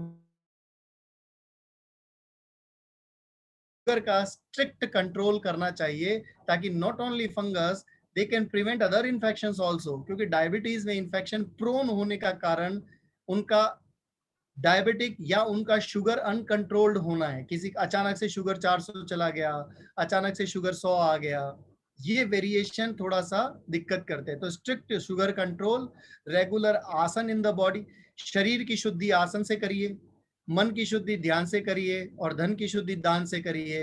everything will be purified, don't worry, सब अच्छा रहेगा। नेक्स्ट सर, एक क्वेश्चन आया है कि हमें कोविड वैक्सीन फर्स्ट डोज 40-45 दिन पहले लग गई थी, but due to non availability अब हमें लग नहीं रही है, और हमें दिख रहा है कि आने वाले 10 से 15 दिन 20 दिन हमें नहीं लगेगी। प्रयास निरंतर है। तो इसमें जब अब क्या हमारी जो नेक्स्ट डोज होगी, क्या वो फर्स्ट डोज कहलाई जाएगी या इसके आगे क्या गाइडलाइंस होंगी? गाइडलाइन चेंज हो गई, 3 महीने के बाद लगेगी, अब डोंट वरी, ठीक है ना। तो अभी 45 दिन ही हुए हैं, और 45 दिन कर लो, 3 महीने हो जाएंगे, तब लग जाएगी। अच्छा, इसमें जितना गैप होगा ना उतना फायदा है। ये पहले डेटा आया नहीं, अब डेटा आने लग गया, तो अब ये पता लगने लगा पहली डोज और दूसरी डोज के बीच में जितना गैप दे रहे हैं उसका उतना एडवांटेज है। तो उसमें कोई घबराने जैसी बात नहीं है। और थोड़ा समय रुको, हो सकता है घर घर जाके वैक्सीन लगा दी जाए, हो सकता है, क्योंकि है ना, देखो भारत एक इतना समृद्धशाली देश है जहां पर न दानदाताओं की कमी है, न पॉजिटिव एनर्जी की कमी है। तो फिर क्या है कि ये सब कुछ आराम से किया जा सकता है कि भाई घर घर जाके लगाओ वैक्सीन, क्या बड़ी बात है। भाई लोग नहीं आ पा रहे, लोग नहीं पहुंच पा रहे, जब हम घर घर जाके जनसंख्या गणना कर सकते हैं, बीमारियों की गणना कर सकते हैं, तो हम इतना भी तो कर सकते हैं कि घर घर जाके वैक्सीन लगाओ, simple. Sir, you covered once when the HRCT is advised. Please throw more light on it. हमारे ऑक्सीजन सैचुरेशन, देखो एक मेरे पास इंस्ट्रूमेंट भी पड़ा होगा, अभी तो घर घर में सबके पास, इसको हम कहते हैं पल्स ऑक्सीमीटर, ठीक है। इस पल्स ऑक्सीमीटर को जब आप ऐसे लगाते हैं तो इस पे 2 चीजें आती हैं, एक आता है हार्ट रेट, दूसरा आता है सैचुरेशन। सैचुरेशन अगर आपका 3 कैटेगराइज कर सकते हैं आप, 90, 90 से 95, 95 से ऊपर, 3 कैटेगराइजेशन, ठीक है ना। Below 90, 90 to 95 and more than 95. If your saturation varies between 95 to 98, अगर आपका सैचुरेशन 95 और 98 के बीच कहीं है और आप एक पॉसिबिलिटी में हो कि आपको कोविड है, तो शायद आपका सीटी स्कोर लगभग 5 के आसपास आएगा, 5-7 के आसपास आएगा। अगर आपका सैचुरेशन 90 और 95 के बीच वेरी कर रहा है, सपोज किसी का सैचुरेशन 92 है, 93 है, 94 है, तो उसका सीटी स्कोर लगभग 5-7 से ज्यादा, सैचुरेशन 90 के नीचे है तो अब उसका सीटी स्कोर 12-13 से ऊपर जा चुका है। 12-13 से ऊपर कितना आएगा वो सैचुरेशन से इररिलेवेंट है, 22 भी हो सकता है, 17 भी हो सकता है, 18 भी हो सकता है, 15 भी हो सकता है। ठीक है ना। तो मोटा मोटा हमको ये पता लग जाता है कि भाई now it is time to intervene related to steroid and low molecular heparin. अब ये सही वक्त है जब हमारे को जीवन रक्षक दवाओं और ऑक्सीजन के साथ हमें रेस्ट करना है। अगर आपके पास घर पे ऑक्सीजन है बहुत बढ़िया, घर पे मैनेज हो सकते हैं बहुत बढ़िया, इतना रश करने का भागम भाग की आवश्यकता नहीं। और एक मूल मंत्र जो हर वेबिनार में देता हूं, मैं यहाँ भी दे रहा हूँ, जो आपके परिचित हैं, जो आपके रिलेटिव्स हैं, उनको एक 108 मनके की माला दीजिए, चाहे तो वो चंदन की माला हो, चाहे वो रुद्राक्ष की माला हो, और उनके कान में एक धीरे से मंत्र फूंकिए। वो ये मंत्र होना चाहिए कि जब तू माला फेरता रहे एक ही मंत्र बोल, मैं ठीक हूँ, मैं ठीक हूँ, मैं ठीक हूँ, मैं ठीक हूँ, मैं ठीक हूँ। एंड मार्क माय वर्ड्स, आपकी बाकी दवाओं की तुलना में कहीं ना कहीं ये चीज जो उसकी पॉजिटिव एनर्जी है उसको बहुत सहायता करेगी रिकवर करने में। हम कहीं, मैंने अभी आपको बताया, हम क्या करते हैं डिप्रेशन में, क्या होता है, हम छोड़ देते हैं कमिटमेंट एंड होप छोड़ देते हैं कि अब मैं ठीक नहीं हो पाऊंगा। ज्यादातर मरीजों के साथ अगर आपका कहीं पाला पड़ा होगा तो क्या होता है, मरीज क्या कहते हैं, अब मुझे होप नहीं है, अब मेरा बच पाना मुश्किल है। तो उसको इस होप को थामे रखने के लिए आप उसका हाथ थामिए और बोलिए, बिल्कुल ठीक हो तुम, कुछ नहीं होगा तुमको। पुनीत, मैं एक डॉक्टर साहब से क्वेश्चन कर सकता हूँ? अशोक अग्रवाल। हाँ बिल्कुल सर, बिल्कुल। डॉक्टर साहब, एक दिल्ली में हमारे रोटरी क्लब विलीग क्लब के मेंबर हैं विवेकशील अग्रवाल, और वो भी योग साधना सब में काफी, जैसा आपने कहा, उसमें बहुत विश्वास करते हैं। और उन्होंने एक नई थ्योरी और एक नई रिसर्च करके पेपर्स डिस्कस कर रहे हैं दिल्ली के डॉक्टर्स के साथ। में आपके साथ भी शेयर करूंगा कि जब भी हमारे बुखार होता है तो बॉडी का हमारा इम्यून सिस्टम उसको फाइट करने के लिए एंटीबॉडीज पैदा करता है। और हम अभी कोविड में क्या कर रहे हैं, जैसे ही बुखार होता है इमीडिएटली हम हैवी एंटीबायोटिक्स, स्टेरॉइड्स उसकी तरफ चले जाते हैं, और हमारे बॉडी का जो इम्यून सिस्टम उसको सप्रेस करना शुरू कर देते हैं। एंड आवर एंटीबॉडी जो बॉडी में लड़ने की क्षमता है उसको सप्रेस कर देते हैं। इसी को लेकर के उसने काफी अपनी रिसर्च करी है, और मैं वो डॉक्यूमेंट्स आपके साथ शेयर करूंगा, और चाहूंगा कि कभी 1-to-1 आप लोगों के साथ में, डॉक्टर एस एस अग्रवाल को भी मैंने पेपर्स भेज दिए हैं, आपको भी भेजूंगा, और हम ये कोशिश कर रहे हैं कि इसका एक जनरल डॉक्टर्स के साथ में वेबिनार करके और डिबेट करा जाए। तो ये जो एक सोच है, मैं सोच पे आपका आंसर चाहता हूँ कि हमारी बॉडी में भगवान ने कहा, जैसे आपने 2 सिलेंडर दिए ऑक्सीजन के लिए, भगवान ने हर रोग को लड़ने के लिए बॉडी में क्षमता दी है। तो क्या कोरोना का जैसे सर्दी जुकाम होते ही should we push ourselves to antibiotics or these steroids, paracetamol, या we should wait for a day or two और बॉडी को लड़ने? हाँ, मैंने अभी यही बताया था, देवासुर संग्राम, देवासुर संग्राम का पहला परिणाम होता है विष, यानी कि बुखार। आने दीजिए उसको, क्योंकि विष के पीछे ही अमृत है, इसका अर्थ है इम्यूनिटी। और अभी हम क्या करते हैं, पहले दिन ही भाग करके सीधा दवा लेते हैं। तो अभी लेना नहीं, थोड़ा सा वेट कर सकते हैं। अच्छा, वेट कब तक करना है, प्रश्न ये है, क्योंकि वहाँ लाइन ऑफ डिमार्केशन नहीं है। तो उस लाइन ऑफ डिमार्केशन को समझने के लिए ऑक्सीजन सैचुरेशन में देखते रहिए। अगर आपका सैचुरेशन ठीक चल रहा है तो बुखार को आने दीजिए, कोई दिक्कत नहीं है। Irrespective to all the things, your fever will be subside one fine day. और जब आपका फीवर सबसाइड होगा तब आप कंप्लीटली इम्यून हो जाएंगे, और फिर आपकी हेल्दी बॉडी के साथ अपने रूटीन काम को कर सकेंगे। यहाँ बुखार आते ही उसमें इंटरवेंशन, इमीडिएट इंटरवेंशन नीडेड नहीं है। ये मैं शुरुआत में भी बोला, दोबारा बोल रहा हूँ, और सबको यही जागरूक कर रहा हूँ कि 3 से 5 दिन तक, अगर आपका 5 छोड़िए अब तो 15 दिन मान लीजिए, अगर आपका 15 दिन फीवर है लेकिन आपका सैचुरेशन मेंटेन है, नो नीड टू इंटरवेंशन। आप मतलब उसमें एग्रेसिव मैनेजमेंट घातक सिद्ध हो सकता है। आप उसको चेक बैलेंस करते रहिए। जहां आपको इंटरवेंशन करना है इंटरवीन करिए, जहां इंटरवेंशन नहीं करना है रुक जाइए, थोड़ा इंतजार करिए प्रकृति के।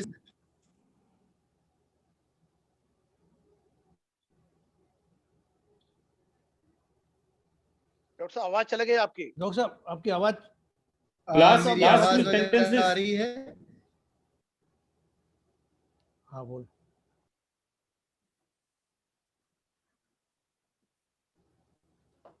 डॉक्टर साहब आपकी आवाज चली गई थी, डॉक्टर मोहित शर्मा जी। हाँ हाँ हाँ डॉक्टर साहब बोलिए। हाँ, तो यही मैं बता रहा था कि है ना, उसमें एग्रेसिव मैनेजमेंट कैन हार्म, और बेसिकली कहीं ना कहीं हुआ भी है थोड़ा थोड़ा, जब ये जो immuno compromisation is basically aggressive, but still हम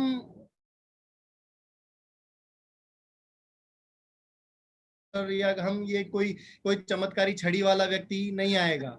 ये जस्ट हमको ही देखना है कि हमको ये पता लगेगा कि भाई अब भी गड़बड़ है, अब मुझे आवश्यकता है, ठीक है ना। Is the best measurement. जहां आपका सैचुरेशन अगर 95 से 98 तक है, no need of active intervention. Saturation 90 से 95 के बीच वेरी कर रहा है, नाउ यू कैन इंटरवीन। अब यहाँ आप थोड़ा सा एक कदम बढ़ा सकते हैं दवाओं को लेकर के, और 90 के आसपास या 90 के नीचे है, तब आपको एक्टिव मैनेजमेंट चाहिए ही चाहिए। वहां अगर आप लापरवाही कर गए तो लापरवाही भारी पड़ेगी। ठीक, थैंक यू डॉक्टर साहब, thank you very much. Thank you very much doctor साहब। समय बहुत हो चुका है, क्वेश्चन बिल्कुल, तो बिल्कुल, बहुत मैं- है, क्वेश्चन बहुत है, लेकिन अभी हम फिलहाल इस कार्यक्रम को यहाँ विराम देते हैं। और मैं आमंत्रण दे रहा हूँ गोपाल गुप्ता साहब, जो हमारे प्रदेश सचिव है और बखूबी और बहुत ही ऊर्जावान सचिव, मैं कहूँगा कि वे पधारें और धन्यवाद ज्ञापित करें। गोपाल गुप्ता साहब। आप सभी ने एक दोहा सुना होगा, गुरु गोविंद दोनों खड़े। आप गौर करना, गुरु गोविंद दोनों खड़े, काके लागू पांव, बलिहारी गुरुदेव की, जो गोविंद दियो मिलाए। आज के इस वेबिनार का आयोजन करने में सबसे बड़ा योगदान सूर्य जी कालानी का रहा है। वो एक ऐसा संवेदनशील व्यक्ति है, दानवीर है, मृदुभाषी है। उनके संबंध में जितना मैं बोलूं उतना कम है। तो सबसे पहले मैं आभार व्यक्त करना चाहूंगा सुरेश जी कालानी का। आपके सत प्रयास से साक्षात गोविंद डॉक्टर मोहित अपना कीमती टाइम निकाल करके हमारे बीच में आए। मान्यवर, एक शब्द सुना होगा, आपदा में अवसर। सबने सुना होगा, आपदा में अवसर। मैं क्षमा चाहता हूं डॉक्टर वर्ग से, कई डॉक्टर इस आपदा को अवसर मान करके इसका लाभ उठा रहे हैं, जबकि दूसरी ओर डॉक्टर मोहित अपना कीमती टाइम दे करके ऐसे सेमिनार के माध्यम से आम जन को जागरूक कर रहे हैं, सचेत कर रहे हैं। तो मेरे ख्याल से साहब, आपके प्रति किन शब्दों में आभार व्यक्त करूं, मुझे शब्द नहीं मिल रहे हैं। तो सबसे पहले अंतर्राष्ट्रीय विश्व महासम्मेलन की ओर से मैं आपका आभार व्यक्त करना चाहूंगा कि आपने, और मैं एक बात तो चाहता हूं, इस वेबिनार में हमारे राजस्थान के 32 जिलों के पदाधिकारी जुड़े हैं। उन सबसे अनुरोध करना चाहूंगा कि डॉक्टर साहब का जो टाइम मिला है उसका सही उपयोग तभी होगा, उनके प्रति गुरुदक्षिणा तभी मिलेगी जब उसका उपयोग करें। तो 3 संदेश दिए डॉक्टर साहब ने, प्राणायाम, ध्यान और सुदर्शन।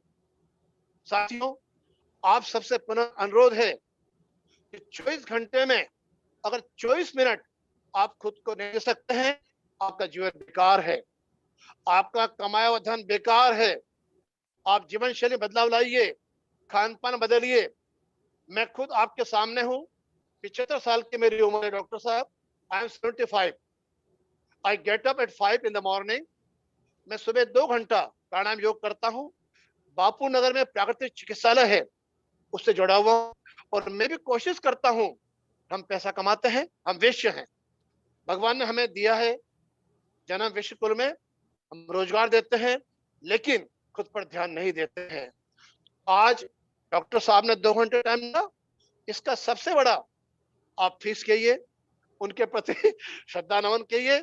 आप जाइए अपने परिवार में, अपने गली में, अपने मोहल्ले में, आप जागरूक कीजिए अपने साथियों को कि प्राणवायु, डॉक्टर साहब ने कहा, आपके शरीर में ऑक्सीजन पंप है, उनका उपयोग कीजिए, तभी आपके सार्थकता है। मैं आभार व्यक्त करना चाहूंगा अंतर्राष्ट्रीय विश्व महासम्मेलन के अध्यक्ष परम आदरणीय अशोक जी अग्रवाल का, अपने रामदास जी अग्रवाल साहब द्वारा स्थापित परंपरा का निर्वहन किया। आप हांगकांग, बैंकॉक, न्यूयॉर्क, सिंगापुर आदि में जो विश्व समाज है, उन सबको जोड़ करके आप जागरूक कर रहे हैं। समाज के प्रति समर्पण भाव कैसे रखा जाए, इसके प्रति आप समर्पण कर रहे हैं। तो मैं आभार व्यक्त करना चाहूंगा अशोक जी आपके प्रति भी।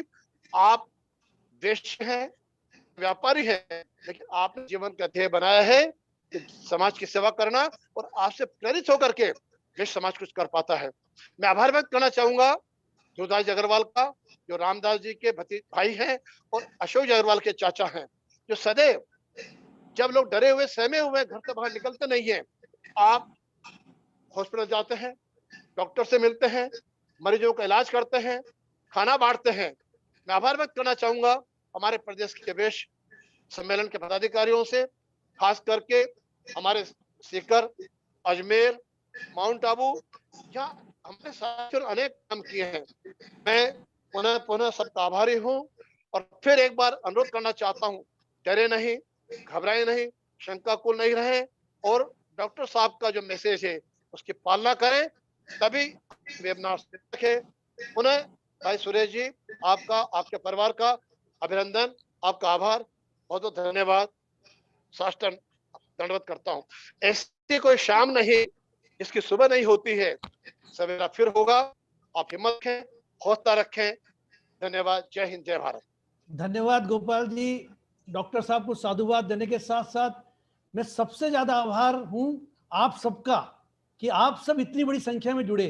डॉक्टर साहब ने स्वीकृति भी दे दी और आरबीएफ ने भी मेरे को परमिशन दे दी कि इस तरह की वेबिनार ऑर्गेनाइज करी जाए, लेकिन आप इतनी बड़ी